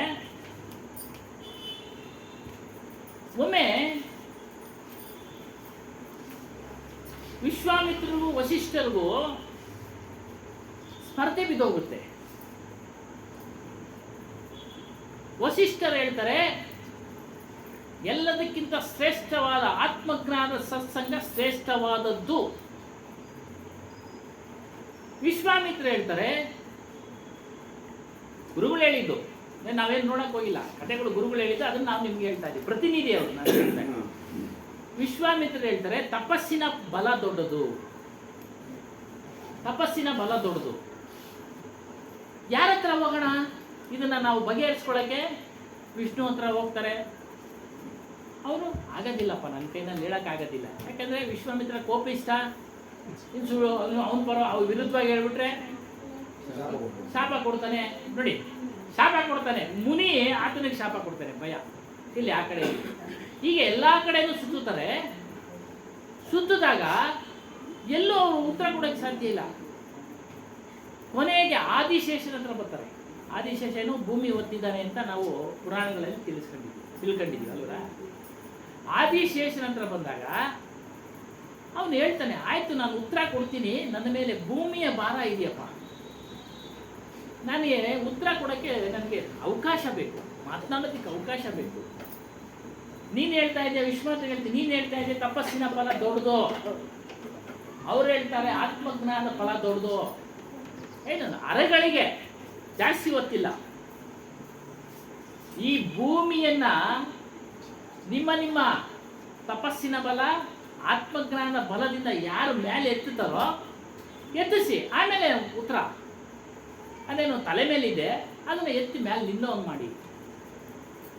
ಮೊದಲಿಗೆ ವಿಶ್ವಾಮಿತ್ರ ತನ್ನ ತಪಸ್ಸಿನ ಫಲವನ್ನೆಲ್ಲ ದಾರೆ ಎರಿತಾನೆ, ಎರೆದು ಹೇಳ್ತಾನೆ, ಈ ಭೂಮಿ ಮೇಲೆ ಹೋಗಿ ನಿಂತ್ಕೊಳ್ಳಿ, ತಲೆ ಮೇಲೆ ಇರೋದು ಹೋಗಿ ನಿಂತ್ಕೊಳ್ಳಿ ಅಂತ. ಏನು ಮಾಡುತ್ತೆ, ಆ ಭೂಮಿ ಮ್ಯಾಲ ಹೋಗಿ ದಬಕ್ ಅಂತೇಳಿ ತಿರುಗಿ ಕುತ್ಕೊಂಡ್ಬಿಡುತ್ತೆ. ಅಯ್ಯೋ ನೋವಾಯ್ತಲ್ಲಪ್ಪ, ನನಗೆ ನೋವಾಗೋಯ್ತು, ಆಯಿತು ನಿಂದು ಆಯ್ತಲ್ಲ ತಪಸ್ಸಿನ ಫಲ ದಾರ ಎರದೆ ಮ್ಯಾಲೆ ಹೋಗಿ ಬಂದು ಕೆಳಗಡೆ ಕುತ್ಕೊಂಡ್ಬಿಡ್ತು. ವಸಿಷ್ಠರಿಗೆ ಹೇಳ್ತಾರೆ, ನಿಮ್ಮ ಒಂದು ಪ್ರಯತ್ನ ನಡೀಲಿ ಅಂತ. ಅವರು ಒಂದು ಅರೆಗಳಿಗೆ ಸತ್ಸಂಗ, ಆತ್ಮಜ್ಞಾನದ ಸತ್ಸಂಗವನ್ನು ಕೇಳಿರ್ತಾರೆ, ಅದ್ರಲ್ಲಿ ನಿಂತಿರ್ತಾರೆ, ಅದ್ರ ಫಲವನ್ನು ದಾರ ಎರಿತಾರೆ, ಹೋಗಿ ಭೂಮಿ ಮೇಲೆ ನಿಂತ್ಕೊಂಡ್ಬಿಡುತ್ತೆ, ಭೂಮಿ ಮೇಲೆ ನಿಂತ್ಕೊಂಡ್ಬಿಡುತ್ತೆ. ಇದೆಲ್ಲ ಕಥೆಗಳು, ಯಾಕಂದರೆ ಆತ್ಮಜ್ಞಾನದ ಶ್ರೇಷ್ಠ ಅನ್ನೋದಕ್ಕೆ. ಆಗ ಅವನೇನು ಮಾತಾಡೋದಿಲ್ಲ. ಉತ್ತರ ಸಿಗ್ತಾ ವಿಶ್ವಾಮಿತ್ರರೇ ಅಂತಾನೆ. ಉತ್ತರ ಸಿಕ್ತಲ್ಲ, ನೀವು ನಾನು ಹೇಳೋದೇ ಬೇಕಾಗಿಲ್ಲ, ನೋಡಿ ಅವ್ರದ್ದೇ. ಅದಕ್ಕೆ ಆತ್ಮಜ್ಞಾನದ ಫಲ ಬಹಳ ದೊಡ್ಡದು, ಶ್ರೇಷ್ಠವಾದದ್ದು, ಅದು ಶ್ರೇಷ್ಠವಾದದ್ದು. ಅದನ್ನು ನೀವು ಪಡೆಯುವಂತರಾಗಿ, ಇದೆಲ್ಲ ಸಿಗೋದು ಭಾಳ ಪುಣ್ಯಾತ್ಮರಿಗೆ. ಇಲ್ಲೊಂದು ಕಡೆ ಹೇಳ್ತಾರೆ ನೋಡಿ, ಆಗಲೇ ಹೇಳ್ತಾನೆ, ಧರಣಿಯೊಳು ನಿಷ್ಕಾಮದಿಂ ಪುರಹರನ ದಶಶತಕೋಟಿ ಜನ್ಮದಿಂ ಪರಮ ಭಕ್ತಿಯೊಳು ಭಜಿಸಿದ ಬಹು ಪುಣ್ಯ ಫಲಮುಳ್ಳ ನರರಿಗಲ್ಲದೆ ತನ್ನ ನಿಜವನರಿಯಬೇಕೆಂಬ ವಿವೇಕವು ಪರಮ ಪಾಪಿಷ್ಠರಿಗೆ ಜನಿಸುವುದು ಮಗನೇ ಕೇಳೆಂದ. ಏನು ಧರಣಿ ಅಂದರೆ ಭೂಮಿ, ನಿಷ್ಕಾಮ ಅಂದರೆ ಯಾವುದೇ ಫಲಾಪೇಕ್ಷೆ ಇಲ್ಲದೆ, ಪುರಹರನ ಅವರು ಇಷ್ಟವಾದ ದೇವರು, ರಾಮನೋ ಕೃಷ್ಣನೋ ಮುನೇಶ್ವರನೋ ಯಾವುದೋ 33 ಕೋಟಿ ದೇವತೆಗಳವರೇ ಅಂತ ಹೇಳ್ತಾರೆ, ಯಾವುದನ್ನು ಪೂಜೆ ಮಾಡಿರ್ತಾನೆ ನಿಷ್ಕಾಮದಿಂದ. ಎಷ್ಟೋ ದಶಶತಕೋಟಿ, ಎಷ್ಟಾಯ್ತು? 100 ಕೋಟಿ. ದಶಶತ ಇನ್ನೂ ಜಾಸ್ತಿನೇ ಅನ್ಕೊಳ್ಳಿ, ಇನ್ನೂ ಜಾಸ್ತಿ. ನಿಷ್ಕಾಮದಿಂದ ಪೂಜೆ ಮಾಡಿರೋ ಫಲ, ನಿಷ್ಕಾಮನೆ ಯಾವುದೇ ಫಲಾಪೇಕ್ಷೆ ಇಲ್ಲ, ಅರ್ಪಿಸೆ, ನಿನಗೆ ಅರ್ಪಿತ ಅಂತಾನೆ ಪೂಜೆ ಮಾಡುವಾಗ. ಈ ಪೂಜಾ ಫಲ ಅಲ್ಲ, ನಿನಗೆ ಅರ್ಪಿತ. ಅದರ ಒಂದು ಪುಣ್ಯದ ಫಲ ಅಂತಹ ಮನುಷ್ಯನನ್ನ, ನಿಷ್ಕಾಮದಿಂದ ಪೂಜೆ ಮಾಡಿದ ಮನುಷ್ಯನನ್ನ, ಅದು ದೊಡ್ಡ ಪುಣ್ಯ. ಅವನಿಗೆ ಈ ವಿವೇಕ ಬರುತ್ತೆ. ವಿವೇಕ ಅಂದರೆ ತಿಳುವಳಿಕೆ. ನನ್ನನ್ನು ನಾನು ತಿಳಿದುಕೊಳ್ಳಬೇಕು, ನನ್ನನ್ನು ನಾನು ತಿಳಿದುಕೊಳ್ಳಬೇಕು. ಬೇರೆ ಯಾರಿಗೂ ಸಿಗೋದಿಲ್ಲ, ಬೇರೆ ಯಾರಿಗೂ ಆ ಒಂದು ವಿವೇಕ, ಆ ಜ್ಞಾನ, ಆ ತಿಳುವಳಿಕೆ ಅಲ್ವಲ್ಲ. ಎಷ್ಟು ಜನ ಬಂದು ಹೋಗ್ಬಿಟ್ರು ಅಲ್ವರ? ಸುಮಾರು ಜನ ಬಂದು ಹೋಗ್ಬಿಟ್ರು. ಒಂದು ದಿನಕ್ಕೆ ಸತ್ಸಂಗ ಅರಿವಾಗೋದಿಲ್ಲ. ಏನೋ ಇವನು ಸ್ವಲ್ಪ ತಿಳಿದಿದ್ರೆ ಸ್ವಲ್ಪ ಅರ್ಥ ಮಾಡ್ಕೊಳ್ತಾರೆ. ಹೇಳಿದ್ರಲ್ಲ 10,000 ಅದೇನಿದೆ, 10,000 ಅದೇನೋ ಇದೆ ಅಂತ ಹೇಳಿದ್ರಲ್ಲ. ಇಲ್ಲ ಇವರು ತಿಳ್ಕೊಂಡಿದ್ದೆ ಸ್ವಾಮಿ. ಟೀ ಕುಡಿಯೋವಾಗ ಹಾಂ, ಒಂದು 10 ಜನ ಸೇರ್ತೀವಲ್ಲ, ಇವ್ರ ದಾರಿ ನಮ್ಮ ದಾರಿ ಸ್ವಲ್ಪ ಬೇರೆಯವ್ರಿಗೆಲ್ಲ ಕಲ್ಪನೆ ಹೇಳ್ಬೇಕು. ಹಾಂ, ಹೌದೌದು. ಕಲ್ಪನೆ ಹೇಳಿದ್ರೇನೆ ಜನ ನಮ್ಮ ಸತ್ಸಂಗದಲ್ಲಿ ನಾನು ಗಮನಿಸಿದೆ ಸ್ವಾಮಿ. ಇದರಲ್ಲಿ ಬೋರ್ ಹೊಡಿತೈತೆ ಅಂದ್ರೆ ಸತ್ಯಾಂಶ ಬರಲ್ಲ. ಇಲ್ಲಿ ಸುಳ್ಳು ಪಳ್ಳು ಹೇಳೋದಿಲ್ಲ ನೀವು. ಹೌದು. ಸುಳ್ಳು ಪಳ್ಳು ಬರೋದಿಲ್ಲ. ಇನ್ನೊಂದು ಕಲ್ಪನೆ ಇಲ್ಲ, ನಗ್ಸುವಂಥದ್ದು ಮಾತಾಡಬಾರ್ದು. ವೈಭವೀಕರಣ ಇಲ್ಲ. ಯಾರ ಮೇಲೆ ಹೇಳಿ ಹಿಂಗ ತಪ್ಸಿಲ್ವಲ್ಲ, ಅದಕ್ಕೆ ಇದು ಸಮಾಜಕ್ಕೆ ಒಪ್ಪೋದಿಲ್ಲ. ಸಪ್ಪೆ ಸಪ್ಪೆ ಸಪ್ಪೆ ನಾನು ನೋಡಿದ್ದೇನೆ ಸ್ವಾಮಿ. ರುಚಿ ಇಲ್ಲ. ಆರೋಗ್ಯ ಕೆಟ್ಟ ಡಾಕ್ಟರ್ ಸಪ್ಪೆ ತಿಂದ್ರು ಅಂದಾಗ ಅವೆಲ್ಲ ತಿಂತಾರೆ. ಇದು ನನಗೆ ಈ ನಡುವೆ ಅರಿವಾಗೈತೆ ಸ್ವಲ್ಪ. ಇದಕ್ಕೆ ಜನ ತಳ ಹಾಕಲ್ಲ. ಅದಕ್ಕೆ ಇದು ನಮ್ದು ವರ್ಗ ಹಾಕ್ಬಿಡ್ತಾರೆ. ಹೊರಗೇನು ಹಾಕಲ್ಲ ಅವರು ನಮ್ಮನ್ನ ಇವು ಸಾತ್ವಿಕ, ಅದು ರಜೋತಮ ಅಂತ. ಅದೇ ಅದೇ ಅದೇ ನಿಮಗೆ ಗೊತ್ತಾದ ನಿಮಗೆ ಗೊತ್ತಾದ. ಹೀಗಾಗಿ ಇನ್ನೊಂದು ಹೇಳ್ತಾರೆ, ಎಲ್ಲ ವಚನಗಳು. ಮನದಳು ಊಹಿಸಿ ನೋಡಿದರೆ ಎಳ್ಳಿನೆತು ಸುಖವೆಂಬುದನ್ನು ಕಾಣೆನು. ವಿಚಾರ ಮಾಡಿ ನೋಡಿ, ದೇಹ ಅಂತ ಪಡೆದವರು ಯಾರಾದ್ರೂ ಸುಖವಾಗಿದ್ದಾರಾ?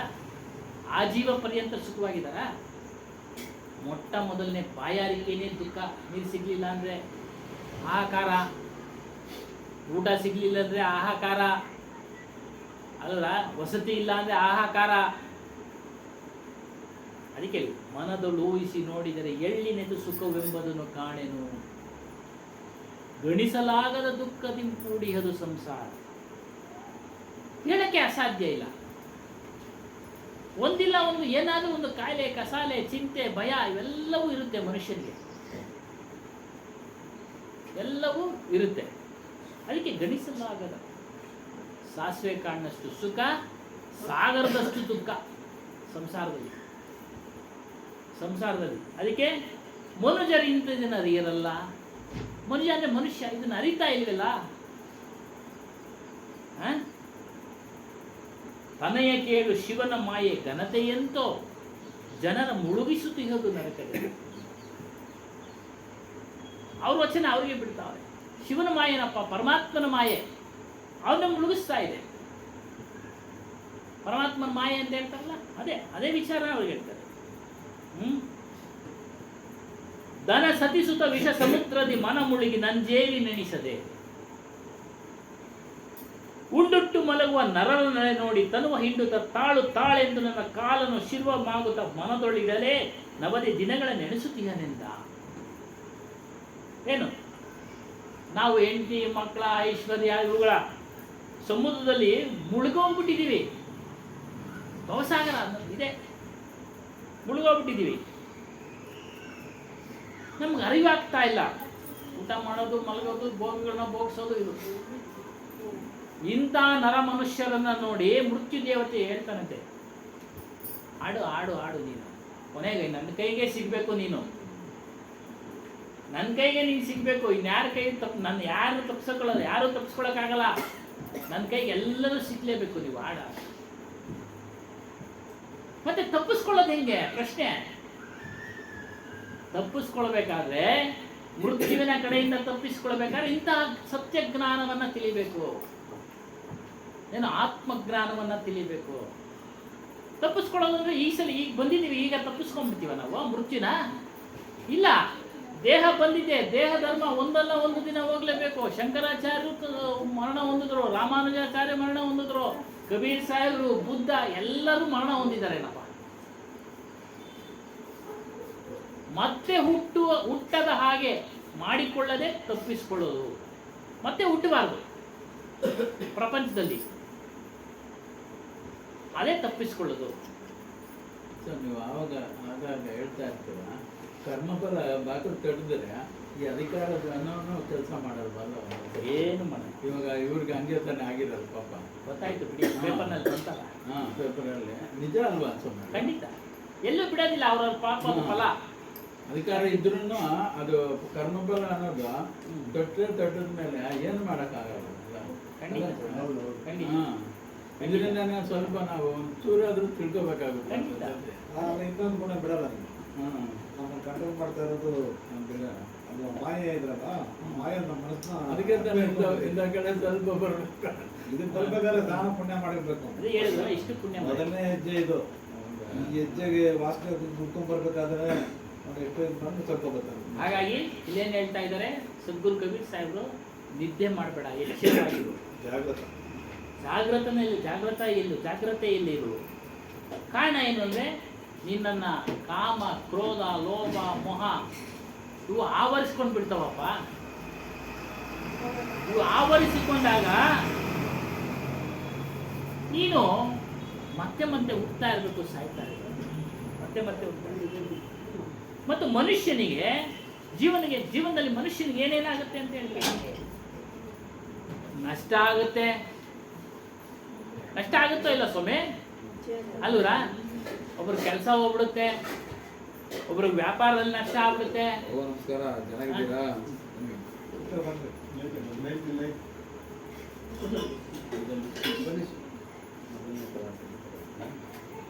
ವಿಯೋಗ ಅಂದ್ರೆ ಬೇರೆ ಬೇರೆ ಆಗುತ್ತಾರೆ. ಹೆಂಡತಿನೇ ಬೇರೆ ಆಗ್ತಾರೆ, ಗಂಡನೇ ಬೇರೆ ಆಗ್ತಾರೆ, ಅಲ್ವರಾ? ಇವತ್ತು ನೋಡ್ತಾ ಇದ್ದೀವಿ ಡೈವರ್ಸು ಕೇಸ್ಗಳು ಸಾಕಷ್ಟು. ಅದು ಇತ್ತೀಚೆಗೆ. ಮೊದಲೇ ವಿಯೋಗ ಆಗಲಿಲ್ವಾ? 20 ವರ್ಷದ ಮುಂಚೆ, 30 ವರ್ಷದ ಮುಂಚೆ ವಿಯೋಗ ಆಗಲಿಲ್ವಾ? ಬಿಟ್ಟು ಹೊರಟೋಗ್ಬಿಡ್ತಾರಲ್ಲ ಸ್ವಾಮಿ. ಅವ್ರ ಋಣ ಮುಗೀತು ಅಂದ್ರೆ ಬಿಟ್ಟು ಹೊರಟೋಗ್ಬಿಡ್ತಾರೆ. ಕಾನೂನುಗಳಿಗೆ ಇರಲಿಲ್ಲ, ಇವಾಗ ಕಾನೂನು ಬಂದಿದೆ. ಎಲ್ಲಾದ್ರೂ ಬಿಡಲ್ಲ, ಋಣಾನುಬಂಧ ರೂಪೇಣ ಪಶು ಪತ್ನಿ ಸುತಾಲಯ. ಋಣ ಇರೋರು ಹೆಂಡತಿ, ಗಂಡ, ಮಕ್ಕಳು ಎಲ್ಲ ಅಷ್ಟೇ.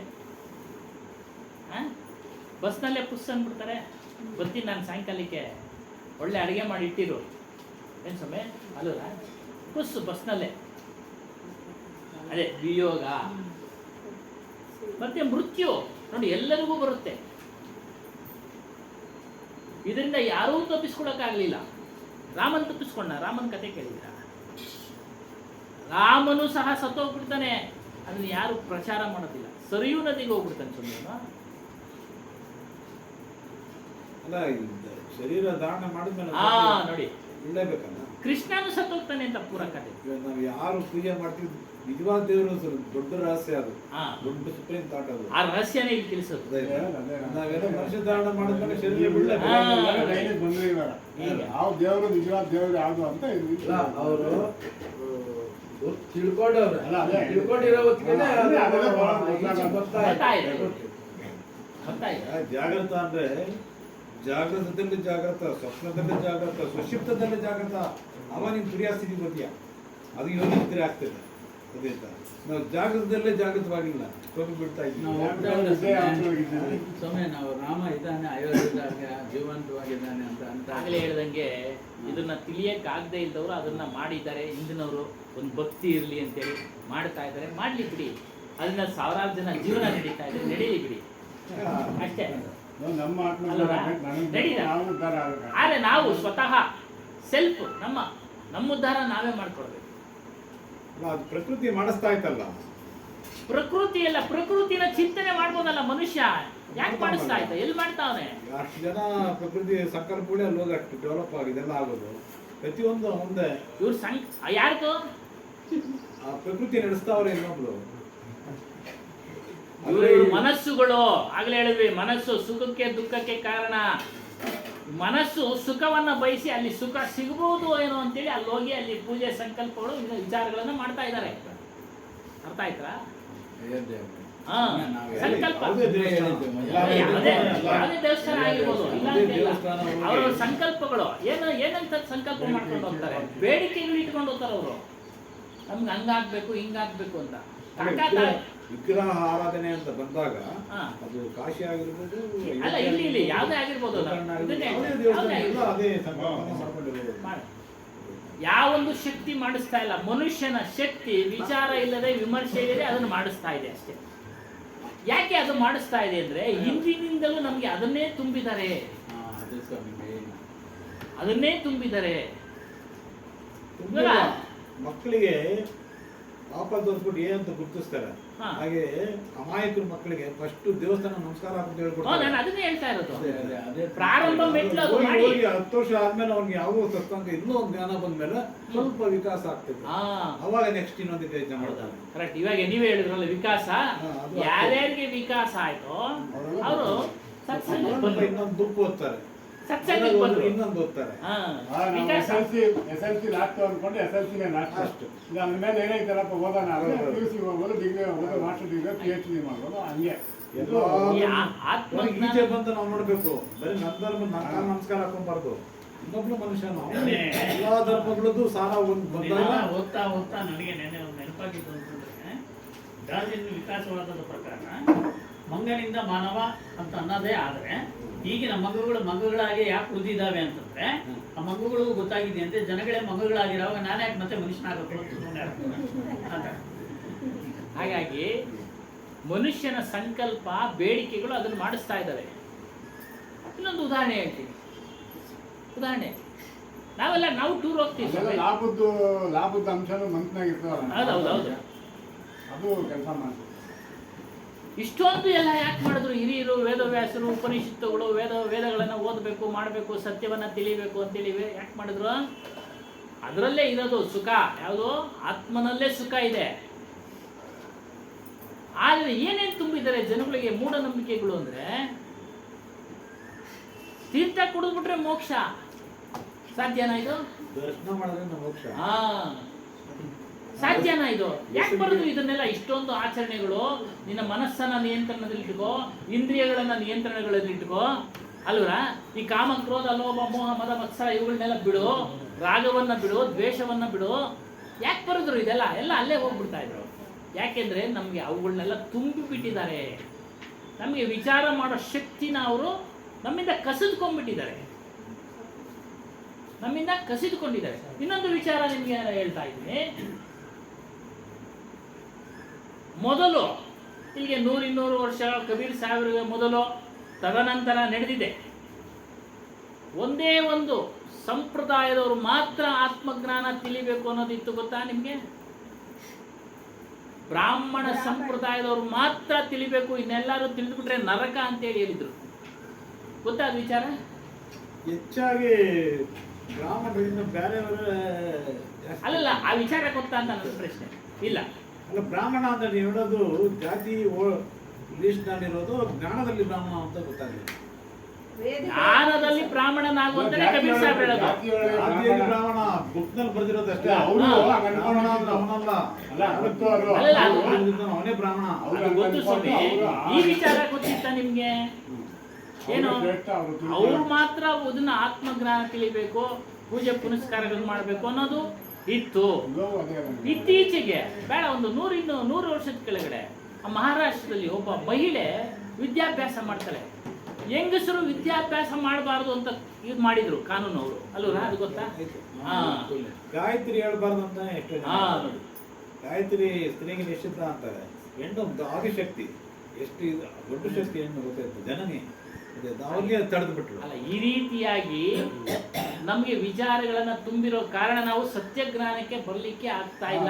ಬದಲಾವಣೆ ಆಯ್ತು ಅಂದ್ರೆ ಮನುಷ್ಯ ತಿಳುವಳಿಕೆ ಆತ ಬಂದ ವಿಕಾಸ ಆತ ಆ ತಿಳುವಳಿಕೆ ಅಂದ್ರೆ ಮೂರ್ಖ ಇವಾಗ ಅವನೇ. ಅಲ್ಲ, ಅವರೇ ಪರ್ಸೆಂಟೇಜ್ ಜಾಸ್ತಿ ಮುಂದಕ್ಕೂ ಮೂರ್ಖ ಇರ್ತಾನೆ. ಅಲ್ಲ, ಇದ್ದೇ ಇರ್ತಾನೆ. ಪ್ರಪಂಚ ಆದ್ಮೇಲೆ ಇದ್ದೇ ಇರ್ತಾವ. ಮಾನವ ಅಂದ್ರು ನಮ್ಗಳು ಇದ್ದೇ ಅವ್ರಿಗೆ ಏಕ್ದಮ್ ಒಂದಕ್ಕಿಂತ ಬ್ರಹ್ಮಜ್ಞಾನ ಅಂತ ಅರ್ಥ ಆಗಲ್ಲ. ಅವ್ರು ಇದ್ದೇ ಇರ್ತಾರೆ. ಒಂದು 10 ವರ್ಷ ದೇವಸ್ಥಾನಕ್ಕೆ ಹೋಗಿ ಸುತ್ತಬೇಕು.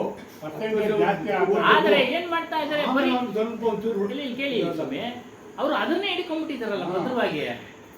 ಅದು ಹೊಸ ಮೂರ್ಖರಿಗೆ ಅಲ್ಲ, ಸಾಕು ಅಂತ ಅವರೆಲ್ಲ ಜ್ಞಾನಿಗಳೇ. ಜ್ಞಾನ ಇರೋ ಮಕ್ಕಳಿಗೆ ಅದು ಬೇಕು. ದೇವಸ್ಥಾನ ಪ್ರಾರಂಭದಲ್ಲಿ ತಾವು ಬೇಕು, ಪ್ರಾರಂಭದಲ್ಲಿ ಬೇಕು, ಪೂಜೆ ಬೇಕೇ ಇಲ್ಲ ಅಂತ ಹೇಳಿಲ್ಲ, ಬೇಕು. ಇಲ್ಲ ಅಂತ ಹೇಳಿಲ್ಲ. ಇನ್ನೊಂದು ಉದಾಹರಣೆ ಹೇಳ್ತೀನಿ ನಿಮ್ಗೆ. ಒಂದು ಸಣ್ಣ ಕಥೆಗಳ ಮೂಲಕ ನಮ್ಗೆ ತಿಳಿಸಕ್ಕೆ ಪ್ರಯತ್ನ ಪಡ್ತಾರೆ. ಒಬ್ಬ ದಂಪತಿಗಳು, ಒಬ್ಬ ಮಗ, ಅಷ್ಟುದ ಹುಡುಗ, ದಿನ ಅವನ್ನ ಜೊತೆನಲ್ಲಿ ನಿಲ್ಲಿಸ್ಕೊಂಡು ದೇವ್ರ ಮನೆಗೆ ಪೂಜೆ ಮಾಡೋರು, ಪ್ರೇಯರ್ ಮಾಡೋರು, ಮತ್ತೊಂದು.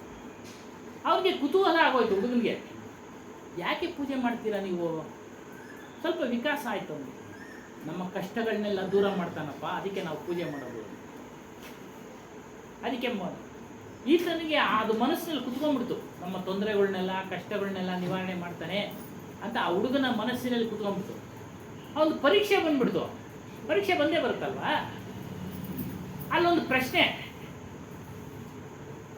ಭಾರತದ ರಾಜಧಾನಿ ಡೆಲ್ಲಿ, ಕರ್ನಾಟಕ ಅಂತ ಆಪ್ಷನ್ಸ್ ಕೊಟ್ಟಿದ್ರು. ಇವನು ಕರ್ನಾಟಕ ಅಂತ ಬರೆದ್ಬಿಟ್ಟ. ಯಾರೋ ಹುಡುಗ ಮನೆಗೆ ಬಂದು ನೋಡ್ತಾನೆ, ಪುಸ್ತಕದಲ್ಲಿ ನೋಡ್ತಾನೆ ಡೆಲ್ಲಿ ಅಂತ ಇದೆ. ಇವನಿಗೆ ಫ್ಲಾಶ್ ಆಯ್ತು. ತಂದೆ ತಾಯಿಗಳು ಹೇಳಿದ್ದು ಏನೋ, ಓ ದೇವ್ರನ್ನ ಪ್ರೇಯರ್ ಮಾಡ್ಬಿಟ್ರೆ ಕಷ್ಟಗಳನ್ನು ನಿವಾರಣೆ ಮಾಡ್ತಾನೆ ಅಂತ. ಹೋಗಿ ಬರೋದಿನ ಬೆಳಿಗ್ಗೆ ಇವ್ರಿಗಿನ್ನ ಮುಂಚೆ ಸ್ನಾನ ಎಲ್ಲ ಮುಗಿಸಿ ಹೋಗಿ ದೇವ್ರ ಹತ್ರ ಕುತ್ಕೊಂಡಿದ್ದಾನೆ, ಪ್ರಾರ್ಥನೆ ಮಾಡ್ತಾ ಇದ್ದಾನೆ. ಅವ್ರಿಗೆ ಆಶ್ಚರ್ಯ. ತಂದೆ ತಾಯಿಗಳಿಗೆ ಕೇಳ್ತಾರೆ, ಏನು ಸಮಾಚಾರ, ಯಾಕೆ ಹಿಂಗೆ ನೀನು ಇಲ್ಲಿ ದೇವ್ರನ್ನ ಬೆಳಿಗ್ಗೆಯಿಂದ ಕುತ್ಕೊಂಡಿದ್ಯಾ ನಮಗಿನ್ನ ಮೊದಲು ಎದ್ದು ಅಂದ್ರೆ, ನಾನು ಪರೀಕ್ಷೆನಲ್ಲಿ ತಪ್ಪು ಮಾಡಿಬಿಟ್ಟಿದ್ದೀನಿ, ಅದನ್ನು ಸರಿಮಾಡಿಸು ಅಂತೇಳಿ ನಾನು ದೇವ್ರನ್ನ ಕೇಳ್ಕೊಳ್ತಾ ಇದ್ದೀನಿ. ಏನು ತಪ್ಪು ಮಾಡಿದ್ಯಾ? ಭಾರತದ ರಾಜಧಾನಿ ಕರ್ನಾಟಕ ಅಂತ ಬರೆದಿದ್ದೀನಿ, ಪುಸ್ತಕದಲ್ಲಿ ನೋಡಿದ್ರೆ ಡೆಲ್ಲಿ ಅಂತ ಇದೆ, ಅದಕ್ಕೆ ಡೆಲ್ಲಿ ಅಂತ ಮಾರ್ಪಾಡು ಮಾಡೋ ನನ್ನ ಉತ್ತರ ಪತ್ರಿಕೆಯಲ್ಲಿ ಕೇಳ್ಕೊಳ್ತಾ ಇದ್ದೀನಿ. ಉತ್ತರ ಪತ್ರಿಕೆಯಲ್ಲಿ ಡೆಲ್ಲಿ ಅಂತ ಮಾರ್ಪಾಡು ಮಾಡು ಅಂತ. ಯಾಕೆ? ಅವ್ರ ತಂದೆ ತಾಯಿಗಳು ಕಷ್ಟಗಳನ್ನೆಲ್ಲ ಬಗೆಹರಿಸ್ತಾನೆ. ಅದು ಸಾಧ್ಯನಾ? ಇಲ್ಲ ಸಮಯ ಇಲ್ಲ. ಪ್ರಾರಂಭದಲ್ಲಿ ಬೇಕು ಭಕ್ತಿ, ನೀವೆಲ್ಲ ಅಂತ ಹೇಳಿಲ್ಲ. ಆದರೆ ಬುದ್ಧಿ ವಿಕಾಸ ಆದಂಗೆಲ್ಲ ನಾವು ಸತ್ಯದ ಕಡೆ ಬರಬೇಕು. ಸತ್ಯನ ಹುಡ್ಕೊಂಡು ಹೋಗ್ತಾ ಮನುಷ್ಯ, ಎಲ್ಲ ಮನುಷ್ಯರು ಹುಡುಕ್ತಾ ಇದ್ದಾರೆ, ಸತ್ಯದ ಅರಿವಿಗೆ ಹೋಗ್ತಾ ಇರೋದು. ಆದರೆ ನಿಜವಾದ ಸತ್ಯದ ಕಡೆ ಯಾರು ಹೋಗ್ತಾ ಇಲ್ಲ. ನಿಜವಾದ ಸತ್ಯ ಅಂತ ಗೊತ್ತಾಗಬೇಕಾದ್ರೆ ಅಷ್ಟು ಸುಮ್ಮನೆ ಗೊತ್ತಾಗಲ್ಲ. ಅದು ಪ್ರಯತ್ನ ಮಾಡಬೇಕು. ನಿನ್ನೆ ಇರೋ ಸತ್ಯ ಇವತ್ತು ಸುಳ್ಳು, ಇವತ್ತಿರೋ ಸತ್ಯ ನಾಳೆ ಸುಳ್ಳು ಆಗ್ತದೆ. ಆದ್ರೆ ನಿಮ್ಮ ಆತ್ಮ ಸುಳ್ಳಲ್ಲ ಸ್ವಾಮಿ. ಜೂಮ್ ಮಾಡ್ಕೊಂಡು ನಿಮ್ಮ ಆತ್ಮ ಸುಳ್ಳಲ್ಲ, ಅದು ಸತ್ಯ. ಅದು ವಿಚಾರ ಬನ್ನಿ. ಬಾಯಿನ ಪದ ಉಪಯೋಗಿಸ್ಬೋದು, ಹೆಂಗೈತೆ ಏನು ಅಂತಾನೆ ಗೊತ್ತಿಲ್ಲ ಅವ್ನಿಗೆ. ಎಲ್ಲ ಬುಕ್ನಲ್ಲಿ ಬಂದಿದ್ದಾರೆ, ಆತ್ಮ ಐತೆ, ಆತ್ಮ ಅಂತ ಹೆಂಗಿರ್ತದೆ, ಆತ್ಮದ ಅರಿವು ಹೆಂಗೆ, ನೀನ್ ಹೆಂಗೆ ಹೇಳಿದ್ರಲ್ಲ, ಅರಿವು ಅಂತ ಹೇಳಿದ್ರಲ್ಲ, ಅರಿವು ಅಂದ್ರೆ ತಿಳ್ಕೊಳ್ಳೋದು, ಅದೇ ಆತ್ಮ. ಅರಿವೇ ಗುರು ಅಂತ ಹೇಳ್ತಾರಲ್ಲ, ಅರಿವೇ ಗುರು ಅಂತ, ಅದನ್ನ ತಿಳ್ಕೊಳ್ಳೋದಕ್ಕೆ ಪ್ರಯತ್ನ ಮಾಡಬೇಕು. ಪ್ರಯತ್ನ ಮಾಡದೇ ಇದ್ರೆ ಸತ್ಯದ ಅರಿವು ಆಗೋದಿಲ್ಲ. ಎಲ್ಲಿ ಸತ್ಯ ತಿಳಿಸ್ತಾರೋ ಅಲ್ಲಿಗೆ ಹೋಗ್ಬೇಕು. ಆದರೆ ಜನಗಳಿಗೆ ಸತ್ಯ ತಿಳಿಸೋ ಜಾಗನೇ ಕಡಿಮೆ, ಸ್ಥಳಗಳು ಕಡಿಮೆ. ಸ್ಥಳ ಇದ್ರೂ ಬರೋರು ಕಡಿಮೆ. ಅಲ್ಲಲ್ಲ, ಸತ್ಯನೇ ಅಂತಲ್ಲ, ಒರಿಜಿನಲ್ ಅಂತ ಅರಿವಾಗ್ಬೇಕಾದ್ರೆ ಎಷ್ಟೋ ದಿನಗಳು ಬೇಕು. ತಕ್ಷಣಕ್ಕೆ ಅಲ್ಲ, ನೀವು ಸತ್ಯ ಹೇಳ್ತಾ ಇದ್ದೀರಿ ಅಂತ ನನಗೆ ಅರಿವಾಗಬೇಕಾದ್ರೆ ಎಷ್ಟೋ ದಿನ ಜನ್ಮಗಳು ಬೇಕು. ಜನ್ಮಗಳಿಂದ ಬಂದು ಆಮೇಲೆ ಬರೋದು. ಜಗ್ಗಿ ಅವ್ರದ್ದು 45 ವರ್ಷ ಸಾಧನೆ.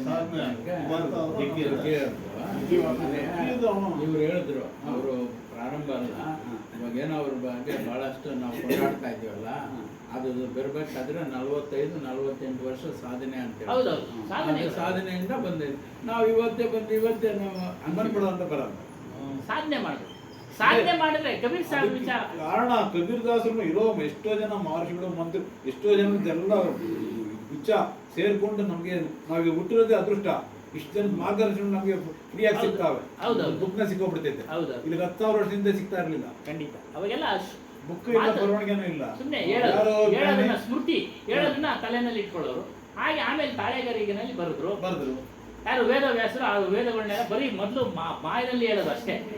ಅದನ್ನೆಲ್ಲ ಬಾಯಿನಲ್ಲಿ ಹೇಳೋದು ಶಿಷ್ಯನಿಗೆ, ಅವನು ಬಾಯಿಪಾಠ ಮಾಡಿ ಅವನು ಹೇಳೋದು, ಈ ರೀತಿ ಇತ್ತು ಅಂತ ಹೇಳಿದ್ದಾರೆ. ವೇದವ್ಯಾಸರು ಅದನ್ನ ತಾಳೆಗರಿಗೆ ಮೇಲೆ ಬಿಡೋದು. ಅದಕ್ಕೆ ಅವ್ರ ಜನ್ಮದಿನನ ಗುರುಪೌರ್ಣಮಿ ಅಂತ ಅಲ್ಲಿಂದ ಪ್ರಾರಂಭ ಆಯಿತು.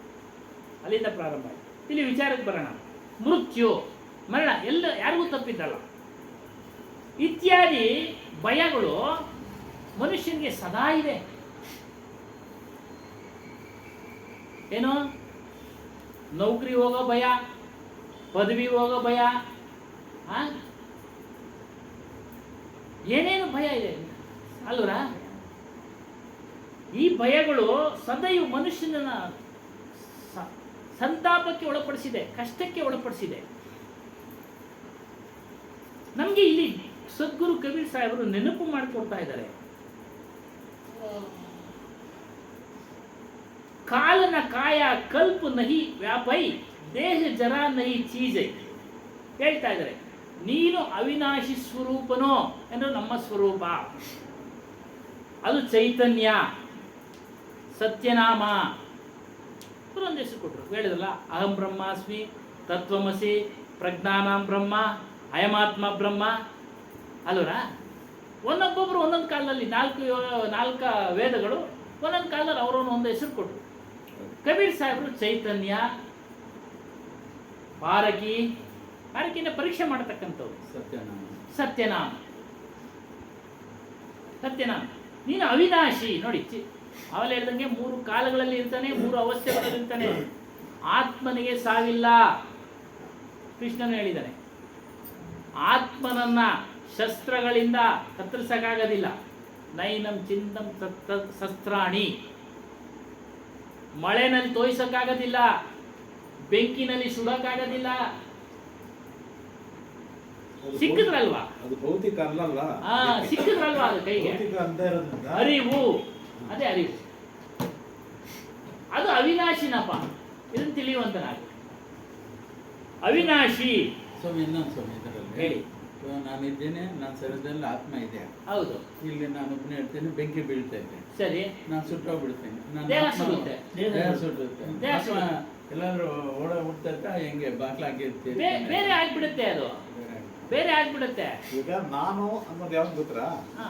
ನಾನು ಅನ್ನೋದು ನಮ್ಮ ಅಲ್ಲ ಇಂದ್ರಿಯಗಳನ್ನ ಸ್ವಾಮಿ, ನಾನು ನನ್ನ ಅನ್ಕೊಂಡಿದ್ದೀನಿ. ಪ್ರಶ್ನೆ ಕಣ್ಣು, ಕಿವಿ, ಹಾ. ಬಾಯಿ, ನನ್ನ ಪ್ರಶ್ನೆ ಸ್ಪರ್ಶ, ಪಂಚಮಿ ಮಾತ್ರನ ದೇಹ ತಿಳ್ಕೊಂಡಿದ್ದೀರಾ? ನನ್ನ ಪ್ರಶ್ನೆ ಜನರಲ್ ಆಗಿ, ಇವಾಗ ನಾವು ಸಾಮಾನ್ಯ, ಈಗ ನಾನು ಸುಟ್ಟೋಗ್ಬಿಡ್ತೀನಿ, ನನ್ನಲ್ಲಿ ಆತ್ಮ ಇರೋದು ಅದು ಸುಟ್ಟೋಗ್ಬಿಡ್ತಾ ಇದೆ. ಇಲ್ಲ ಇಲ್ಲ, ಅದೇ ಹೇಳ್ತಾ ಇರೋದಿಲ್ಲಿ.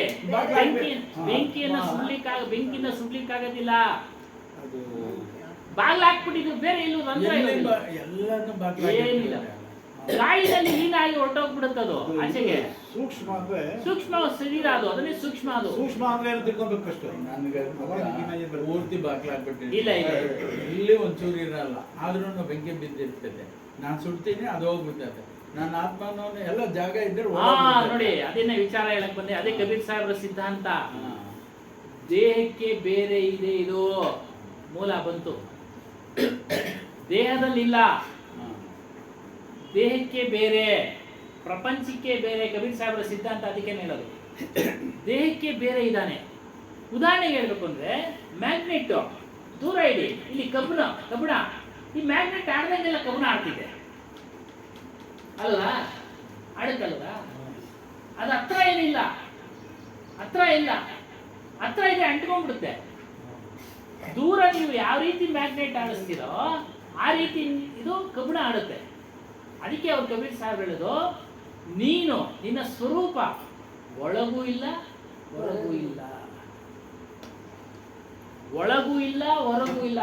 ಒಳಗಂದ್ರೂ ಬಂಧನವೇ, ಹೊರಗಂದ್ರೂ ಬಂಧನವೇ.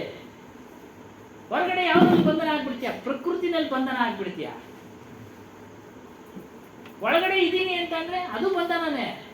ಒಳಗಡೆ ಜಾಗ ಎಲ್ಲಿದೆ ಇರಕ್ಕೆ? ಬಗಲ ಒಂದು ಮಂಕ್ರಿ ಆಗುತ್ತೆ. ಕರುಳು, ಹೃದಯ, ಕಿಡ್ನಿ, ಸಣ್ಣ ಕರಳು, ದೊಡ್ಡ ಕರಳು, ಏನೇ ಇದೆ ಹೊಟ್ಟೆ ಒಳಗಡೆ. ಅದಕ್ಕೆ ಅವ್ರು ನೋಡಿ, ಅವ್ರ ಸಿದ್ಧಾಂತ ಅದಕ್ಕೆ ಅರ್ಥ ಮಾಡ್ಕೊಳ್ಬೇಕು ಅವರು.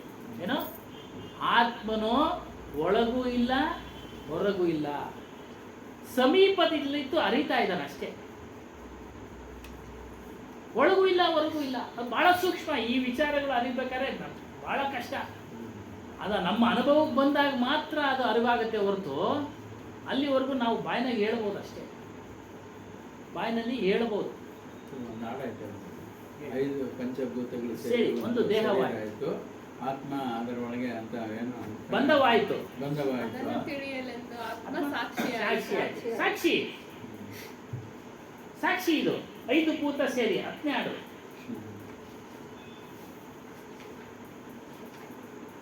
5 ಭೂತ ಸೇರಿ ಒಂದು ದೇಹವಾಯಿತು, ಅದನ್ನು ಬೆಳಗಲೆಂದು ಆತ್ಮ ಸಾಕ್ಷಿಯಾಗಿ. 5 ಭೂತ ಯಾವುದು? ನಮ್ಮಲ್ಲಿ ಪಂಚ ಮಹಾಭೂತಗಳು ಇದಾವೆ ಅಂತೇಳಿ ಗುರುತಿಸಿದ್ದಾರೆ. ಆಕಾಶ ತತ್ವ ಇದೆ, ಅಗ್ನಿ ತತ್ವ ಇದೆ, ಭೂತತ್ವ ಇದೆ, ವಾಯು ತತ್ವ ಇದೆ. ಆಕಾಶ ತತ್ವ ಏನು? ಆವರಣ ನೋಡಿ, ಇದೆಲ್ಲ ಆಕಾಶ ತತ್ವ.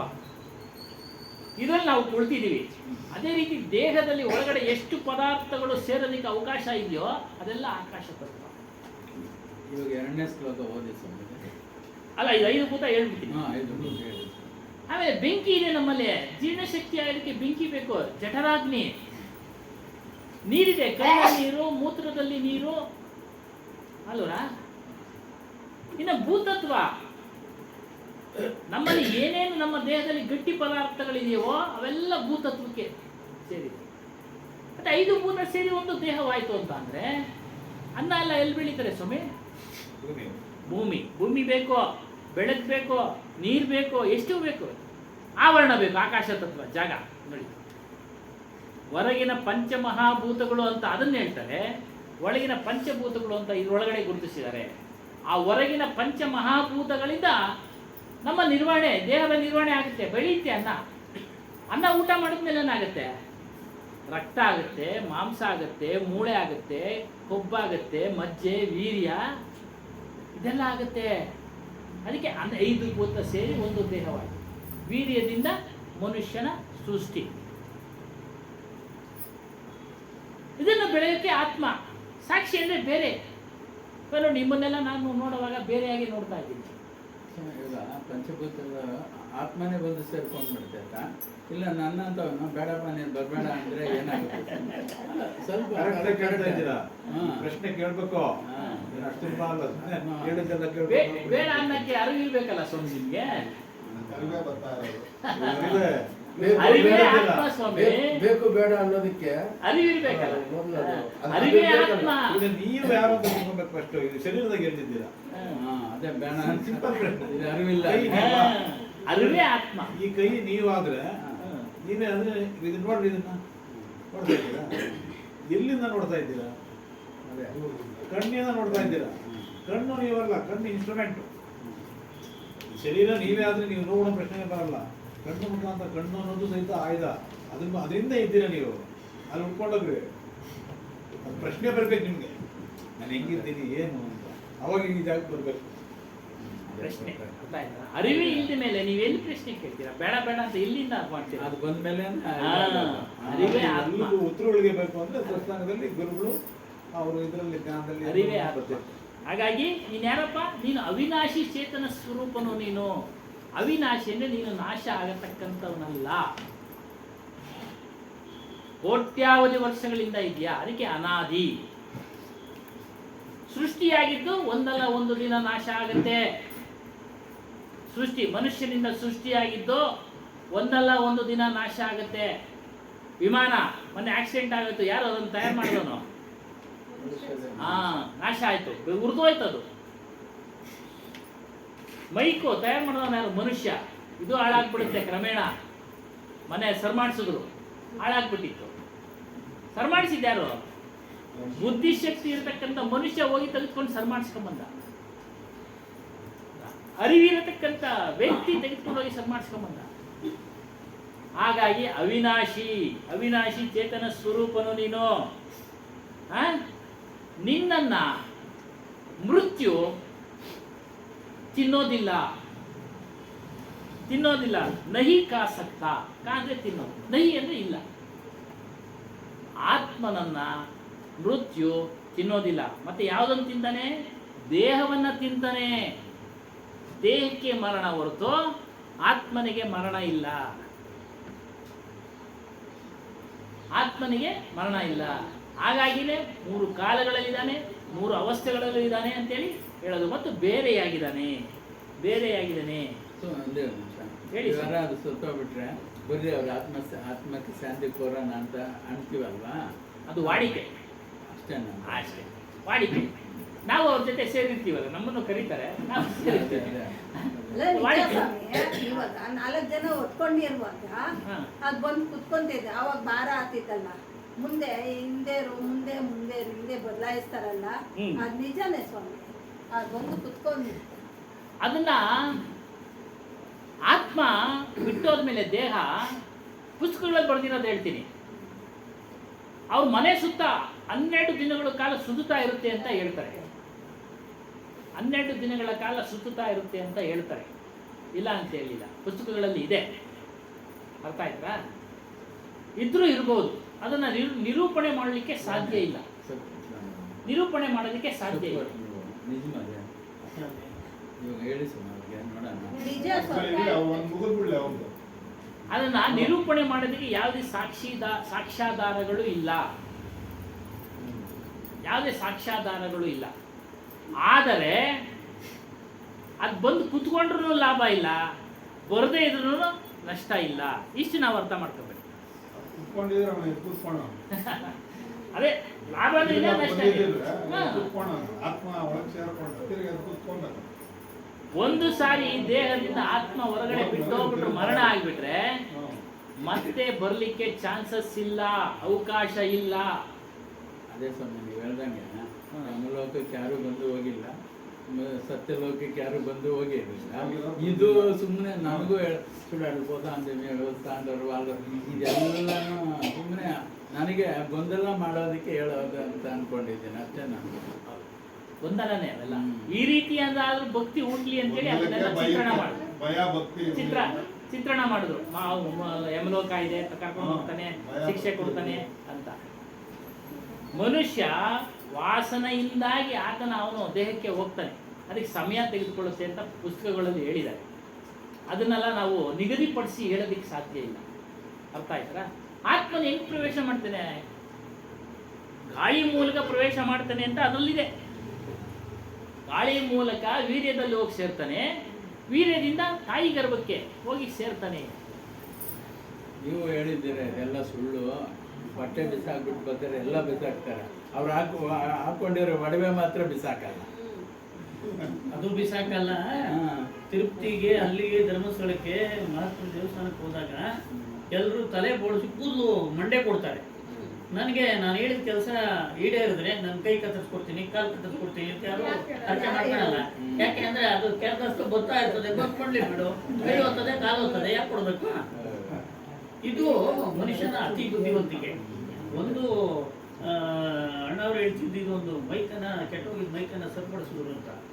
ಹೇಳುವ ಮತ್ತು ಕೇಳುವವರ ಮತ್ತು ಕೇಳುವವರ ಮಾನಸಿಕ ಸ್ಥಿತಿ ಏನಾದರೂ ಸ್ವಲ್ಪ ವ್ಯತ್ಯಾಸ ಆದರೆ ಹೇಳಿದ್ದು ಪ್ರಯೋಜನ ಆಗಲ್ಲ, ಕೇಳಿದ್ದು ಕೂಡ ಪ್ರಯೋಜನ ಆಗಲ್ಲ ಅಂತಕ್ಕಂಥದಕ್ಕೆ ಒಬ್ಬರು ಹೆಡ್ ಮಾಸ್ಟ್ರು ಶಾಲೆಗೆ ಬಂದಿರ್ತಾರೆ. ಕನ್ನಡ ಮೇಷ್ಟ್ರು, ಇತಿಹಾಸ ಬೋಧನೆ ಮಾಡ್ತಕ್ಕಂಥ ಮೇಷ್ಟ್ರು ಪಾಠ ಸರಿಯಾಗಿ ಮಾಡ್ತಾ ಇದ್ದಾರೋ ಇಲ್ಲ ನೋಡೋಣ, ವಾಚ್ ಮಾಡೋಣ ಅಂತೇಳಿ ಕಿಟಕಿ ಪಕ್ಕದಲ್ಲೇ ನಿಂತ್ಕೊಂಡು, ಮೇಷ್ಟ್ರು ಕಾಣದಂಗೆ ಅವ್ರು ಪಾಠ ಮಾಡ್ತಾ ಇರೋದನ್ನ ಕಿಟಕಿ ಪಕ್ಕದಲ್ಲೇ ನಿಂತ್ಕೊಂಡು ನೋಡ್ತಾ ಇದ್ದಾರೆ. ಪಾಠ ಮಾಡ್ತಿರೋ ಮೇಷ್ಟ್ರಿಗೆ ಅದು ಸ್ವಲ್ಪ ಬಂದು ನೋಡ್ತಾ ಇದ್ದಾರೆ ಅಂತ ಗೊತ್ತಾಗೋಯ್ತು. ಅದಕ್ಕೆ ಮೇಷ್ಟ್ರು ಹೇಳ್ಬೇಕಾದ ನಿಜವಾದ ವಿಚಾರವನ್ನ ಮರೆ ಮಾಚಿಬಿಟ್ರು. ಹೆಂಗಿದ್ರು ನಾನು ಪರೀಕ್ಷೆ ಮಾಡಕ್ಕೆ ಬಂದವ್ರೆ ಅಂತೇಳಿ, ನೋಡಿ ಮಕ್ಕಳೇ, ಗಂಗಾ ನದಿ ಹಿಮಾಲಯ ಪರ್ವತದಲ್ಲಿ ಹುಟ್ಟಿ ಅದು ಅರಬ್ಬಿ ಸಮುದ್ರವನ್ನು ಸೇರುತ್ತದೆ ಅಂತಂದ್ರು. ಅಯ್ಯೋ ತೇರಿಕೆ, ಹೆಡ್ ಮಾಸ್ಟರ್ ಒಳಗೆ ಬಂದೇ ಬಿಟ್ರು ನೇರ. ರೇ ಸ್ವಾಮಿ, ಏನು ಮಕ್ಕಳಿಗೆ ಇಂಥದ್ದು ಬಂದು ತಪ್ಪು ಹೇಳ್ಕೊಡ್ತಾ ಇದ್ದೀರಾ? ಅರಬ್ಬಿ ಸಮುದ್ರ ಅಲ್ಲ ರೀ, ಬಂಗಾಳ ಕೊಲ್ಲಿಗೆ ಅಂತ ಹೇಳಿದ್ರಂತೆ ಹೆಡ್ ಮಾಸ್ಟ್ರು. ಆ ಪಾಠ ನಮಗೂ ಗೊತ್ತು ಸ್ವಾಮಿ, 3 ತಿಂಗಳಿಂದ ಸಂಬಳ ಮಾಡಿಸ್ಕೊಂಡ್ಬಂದಿಲ್ಲ ನೀವು, ಸಂಬಳ ಮಾಡಿಸ್ಕೊಂಡ್ಬರೋವರೆಗೂ ಗಂಗಾ ನದಿ ಅರಬ್ಬಿ ಸಮುದ್ರಕ್ಕೆ ಸೇರೋದು ಅಂತ ಹೇಳಿದ. ಅವಾಗ ಹೆಡ್ ಮಾಸ್ಟ್ರು ಕೋಟ್ ಹಾಕೊಂಡು ತಗ್ಲಾಕೊಂಡು ರೋಡೋಗಿ ಸಂಬಳ ಮಾಡಿಸ್ಕೊಂಡ್ಬಂದ್ರಂತೆ. ಅದು ಕೆಲವು ವ್ಯವಸ್ಥೆಗಳಲ್ಲಿ ಲೋಪ ಆದಾಗೂ ಕೂಡ ಕೇಳುವ ಸ್ಥಿತಿ ಯಾವಾಗ ಕಳ್ಕೊಂತೀವೋ ಅವಾಗ ಕೇಳಿದ್ದು ಪ್ರಯೋಜನ ಇಲ್ಲ, ಹೇಳಿದ್ದು ಪ್ರಯೋಜನ ಆಗಲ್ಲ. ಮತ್ತೆ ಆತ್ಮ ವಿಚಾರಕ್ಕೆ ಬರೋಣ. ಅನಾದಿ ಆಗ್ಲೇ ಹೇಳಿದ್ವಿ. ನಿರ್ವಿಕಾರ, ಆತ್ಮನಿಗೆ ಯಾವುದೇ ಆಕಾರವಿಲ್ಲ, ಜ್ಞಾನಾಕಾರ. ಆತ್ಮನಿಗೆ ಯಾವುದೇ ಆಕಾರವಿಲ್ಲ, ಜ್ಞಾನಾಕಾರ. ಅಂದ್ರೆ ಅರಿಯತಕ್ಕಂಥ ಒಂದು ಗುಣ ಇದೆ. ಮನುಷ್ಯರಿಗೆಲ್ಲ ಆಕಾರ ಇರ್ತಿದ್ದಲ್ಲ, ಆ ರೀತಿ ಆಕಾರ ಇಲ್ಲ ಮನುಷ್ಯರಿಗೆ. ಓನ್ಲಿ ಅರಿವಿನ ಗುಣ, ಅರಿವಿನ ಆಕಾರ. ಆಕಾರ ಅಂದ್ರೆ ಕೆಟ್ಟೋಯ್ತು, ಆಕಾರ ಅಂದ್ರೆ ಕೆಟ್ಟೋಯ್ತು. ಅದಕ್ಕೆ ನಿರ್ವಿಕಾರ. ಅಕೃತ್ರಿಮ, ಯಾರು ಮಾಡಿಲ್ಲ. ಕೃತ್ರಿಮ ಅಂದ್ರೆ ಮಾಡೋದು, ಕೃತ್ರಿಮ ಅಂದ್ರೆ ಮಾಡಿರೋದು. ಅಕೃತ್ರಿಮ ಯಾರು ಮಾಡಿದ್ದಲ್ಲ, ನಿತ್ಯನೂ ಅವನು ಯಾವಾಗಲೂ ಸದಾ ಇರ್ತಾನೆ. ಕೋಟ್ಯಾವಧಿ, ಅದೇ ಹೇಳ್ತಾರೆ ಇಲ್ಲಿ, 432 ಕೋಟಿ ವರ್ಷಗಳೇ ಅರಬ್ ಅಂತ ಹೇಳ್ತಾರೆ. ಅದಕ್ಕಿಂತ ಹಿಂದಿನಿಂದಲೂ ಇದ್ದಾನೆ. ಪ್ರಪಂಚ ಇದೆ, ಮನುಷ್ಯನ ಆತ್ಮ ಅನೇಕ ಚೈತನ್ಯಗಳು ಇದ್ದಾವೆ. ಪ್ರಾಣಿಗಳಲ್ಲೂ ಚೈತನ್ಯ ಇದೆ ಸ್ವಾಮಿ, ಪ್ರಾಣಿಗಳು ಇಲ್ಲ ಅಂತೇಳಿ. ಅವು ಅರಿತವೆ, ಭಯನ ಅರಿತವೆ, ಊಟ ಹುಡುಕೊಂಡು ಹೋಗ್ತವೆ, ನಮ್ಮನ್ನು ಯಾರನ್ನ ತಿನ್ಬಿಡ್ತಾರೆ ಅಂತ ಭಯವಾಗಿ ಹೋಗ್ತವೆ.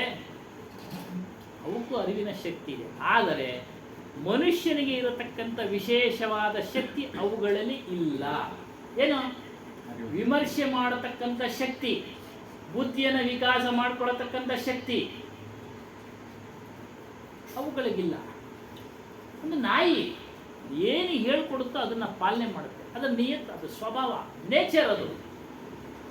ಕಳ್ಳ ಸಾಕಿದ್ರು ಅವನ್ನ ಕಾಯುತ್ತೆ, ಮೋಸ್ಕರ ಸಾಕಿದ್ರು ಅವನ್ನ ಕಾಯುತ್ತೆ, ಒಳ್ಳೆ ಮನುಷ್ಯ ಸಾಕಿದ್ರು ಅವನ್ನ ಕಾಯುತ್ತೆ.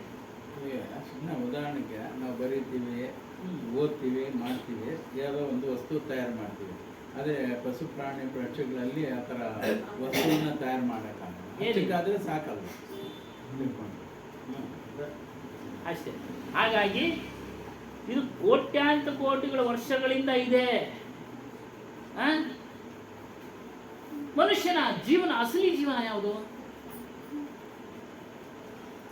ಯಾರು ತನ್ನನ್ನು ತಾನು ತಿಳಿದು ಹುಟ್ಟು ಸಾಳು ಬಂಧನದಿಂದ ಬಿಡುಗಡೆ ಆಗ್ತಾರೆ ಅವ್ರದ್ದು ಅಸಲಿ ಜೀವನ, ಒರಿಜಿನಲ್. ಇನ್ನೆಲ್ಲ ನಕಲಿ ಜೀವನ. ನಕಲಿ ಜೀವನ ಏನು? ಬಂದರು, ಜೀವನ ಮಾಡಿದ್ರು, ಹೋದ್ರು. ಆಹಾರ, ನಿದ್ರಾ, ಮೈಥುನ, ಭಯ. ಪಶುಗಳು ಅದನ್ನೇ ಮಾಡ್ತವೆ, ಮನುಷ್ಯರು ಅದನ್ನೇ ಮಾಡ್ತಾ ಇದ್ದಾರೆ.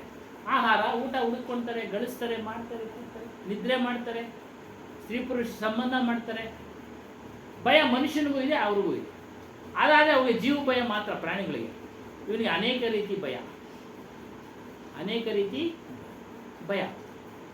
ಒಂದೊಂದು ವಿಮರ್ಶೆ ಮಾಡಬೇಕು. ಮಕ್ಕಳು ದೊಡ್ಡವ್ರು ಆಗ್ತಾ ಇದ್ದಂಗೆ ಎಲ್ಲಿ ದಾರಿ ತಪ್ಪಿಡ್ತಾನೋ ಅಂತ ಭಯ, ಎಲ್ಲಿ ದಾರಿ ತಪ್ಪಿಡ್ತಾನೋ ಅಂತ ಭಯ, ನನ್ನ ನೌಕರಿ ಎಲ್ಲಿ ಹೋಗ್ಬಿಡ್ತಿದ್ದೋ ಅಂತ ಭಯ. ಆವಾಗ ತಪ್ಪು ಮಾಡಕ್ಕೆ ಹೋಗೋದಿಲ್ಲ, ನೌಕರಿ ತಪ್ಪು ಮಾಡಕ್ಕೆ ಹೋಗೋದಿಲ್ಲ, ಒಂದು ಇತಿಮಿತಿನಲ್ಲೇ ಹೋಗ್ತಾನೆ. ಏನಾದರೂ ತಪ್ಪು ಕೆಲಸ ಮಾಡಿಬಿಟ್ರೆ ಎಲ್ಲರೂ ನನ್ನನ್ನು ಅವಮಾನ ಮಾಡ್ತಾರೆ ಅನ್ನೋ ಭಯ. ಈ ರೀತಿ ಅನೇಕ ಭಯಗಳಿಂದ ಕೂಡಿದೆ. ಅದಕ್ಕೆ ಹೇಳಿದೆ. ಅದರಿಂದ ಅಸಲಿ ಜೀವನ ಯಾವುದು ಅಂದರೆ ಆತ್ಮನನ್ನು ತಿಳಿಯೋದೆ, ಆ ಸ್ವರೂಪದಲ್ಲಿ ನಿಲ್ಲೋದೆ ನಿಜವಾದ ಜೀವನ. ನಿಜವಾದ ಜೀವನ. ಶಾರೀರಿಕ ಜೀವನ ಮತ್ತು ನಮ್ಮ ಹಿಂದೆ ಮುಂದೆ ಯಾರ್ಯಾರಿದ್ದಾರೋ ಎಲ್ಲರೂ ಶರೀರಧಾರಿಗಳೇ. ಅಂತ್ಯ ಆಗುತ್ತೆ ಎಲ್ಲರದು, ಕೊನೆಯಾಗುತ್ತೆ. ಇಲ್ಲ, ಹೆಂಡತಿಗೆ ಮೊದಲು ಗಂಡನ, ಗಂಡನ ಮೊದಲು ಹೆಂಡತಿ, ಇವರಿಬ್ಬರು ಮೊದಲು ಮಕ್ಕಳು. ಹೇಳಕ್ಕಾಗೋದಿಲ್ಲ. ಒಟ್ಟಾರೆ ನೀವೊಂದು ಪ್ರಾಣಿ ಸಾಕ್ರಿ, ಅದು ಕೂಡ ಸಾಯುತ್ತೆ. ಅದಕ್ಕೆ ಶಾರೀರಿಕ ಜೀವನ ಆದಿ ಅಂತವಾಲ ಹೋಗ್ತಾ ಇದೆ. ಇನ್ನಿತರೆ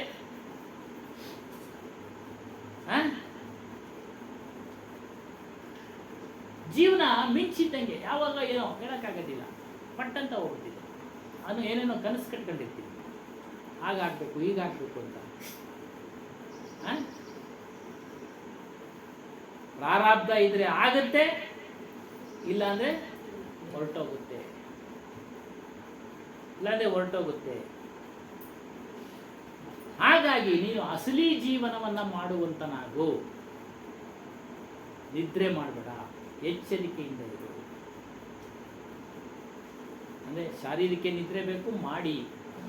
ನಿಮ್ಮಲ್ಲಿ, ನಿಮ್ಮ ಮನಸ್ಸಿನಲ್ಲಿ, ನಮ್ಮ ಮನಸ್ಸಿನಲ್ಲಿ ಈ ವಿಕಾರಗಳು ಹೋಗಿ ದಾರಿ ತಪ್ಪಿಸ್ತವೆ. ಎಚ್ಚರವಾಗಿದೆ. ಯಾವುದು? ಕಾಮ, ಕ್ರೋಧ, ಲೋಭ, ಮೋಹ, ಮದ, ಮತ್ಸರ ಇವೆಲ್ಲ ಹೋಗಿ ಸೇರಿಕೊಂಡು ನಿನ್ನನ್ನು ದಾರಿ ತಪ್ಪಿಸ್ತವೆ. ಎಚ್ಚರಿಕೆಯಿಂದ. ಅದಕ್ಕೆ ಹೇಳ್ತಾರೆ ಕಬೀರ್ ಸಾಹೇಬ್, ನಿದ್ರೆಯ ಮಾಡಿವೆ ಏಕೋ ಎದ್ದು ಭಜಿಸು ಮುರಾರಿಯ, ಎಂದೋ ಒಂದು ದಿನ ದೀರ್ಘ ನಿದ್ರೆಯ ಮಾಡುವೆ. ಏನೋ ಬೆಳಗಿನ ಸಮಯ ಒಂದು 6 ಗಂಟೆಗೋ ನಿನ್ನ ಅನುಕೂಲ ಕೆಲಸ ಕಾರ್ಯಗಳು ಇರ್ತವೆ. ಒಟ್ಟಲ್ಲಿ ಭಜಿಸು ಮುರಾರಿಯ, ಎಂದೋ ಒಂದು ದಿನ ಮಾಡುವೆ ದೀರ್ಘ ನಿದ್ರೆಯ. ಏನೋ ಮೃತ್ಯು ಖಚಿತ. ಖಚಿತ. ಹಾಗಾಗಿ ನಾವೆಲ್ಲರೂ ಅಸಲಿ ಜೀವನವನ್ನು ಮಾಡುವಂತರಾಗೋಣ. ನಮ್ಮ ಸ್ವರೂಪವನ್ನು ತಿಳಿಯೋಣ, ಅದರಲ್ಲಿ ನಿಲ್ಲೋಣ. ಇಂಥ ಅಪಾರವಾದ ಹುಟ್ಟು ಸಾವಳ ಬಂಧನದಿಂದ ಬಿಡುಗಡೆಯಾಗೋಣ ಅಂತ ಒಂದು ಅವಕಾಶವನ್ನು ಸದ್ಗುರುಗಳು, ಕಬೀರ್ ಸಾಹೇಬರು ನಮಗೂ ನಿಮಗೂ ಎಲ್ಲರಿಗೂ ನೀಡಲಿ ಅಂತ ಹೇಳ್ತಾ ಈ ದಿನ ಸತ್ಸಂಗ ಕಾರ್ಯಕ್ರಮ ಮುಕ್ತಾಯ ಮಾಡ್ತಾ ಇದ್ದೀವಿ. ಬೋಲಿಯೇ ಶ್ರೀ ಸತ್ಯನಾಮಾದಿ ಕಬೀರ್ ಸಾಹೇಬ್ ಕಿ ಜೈ, ಸದ್ಗುರು ಶ್ರೀ ಹನುಮಾನ್ ಸಾಹೇಬ್ ಕಿ ಜೈ, ಗುರು ಮಾತಾಜಿ की जय, सर्व संत महंत की जय.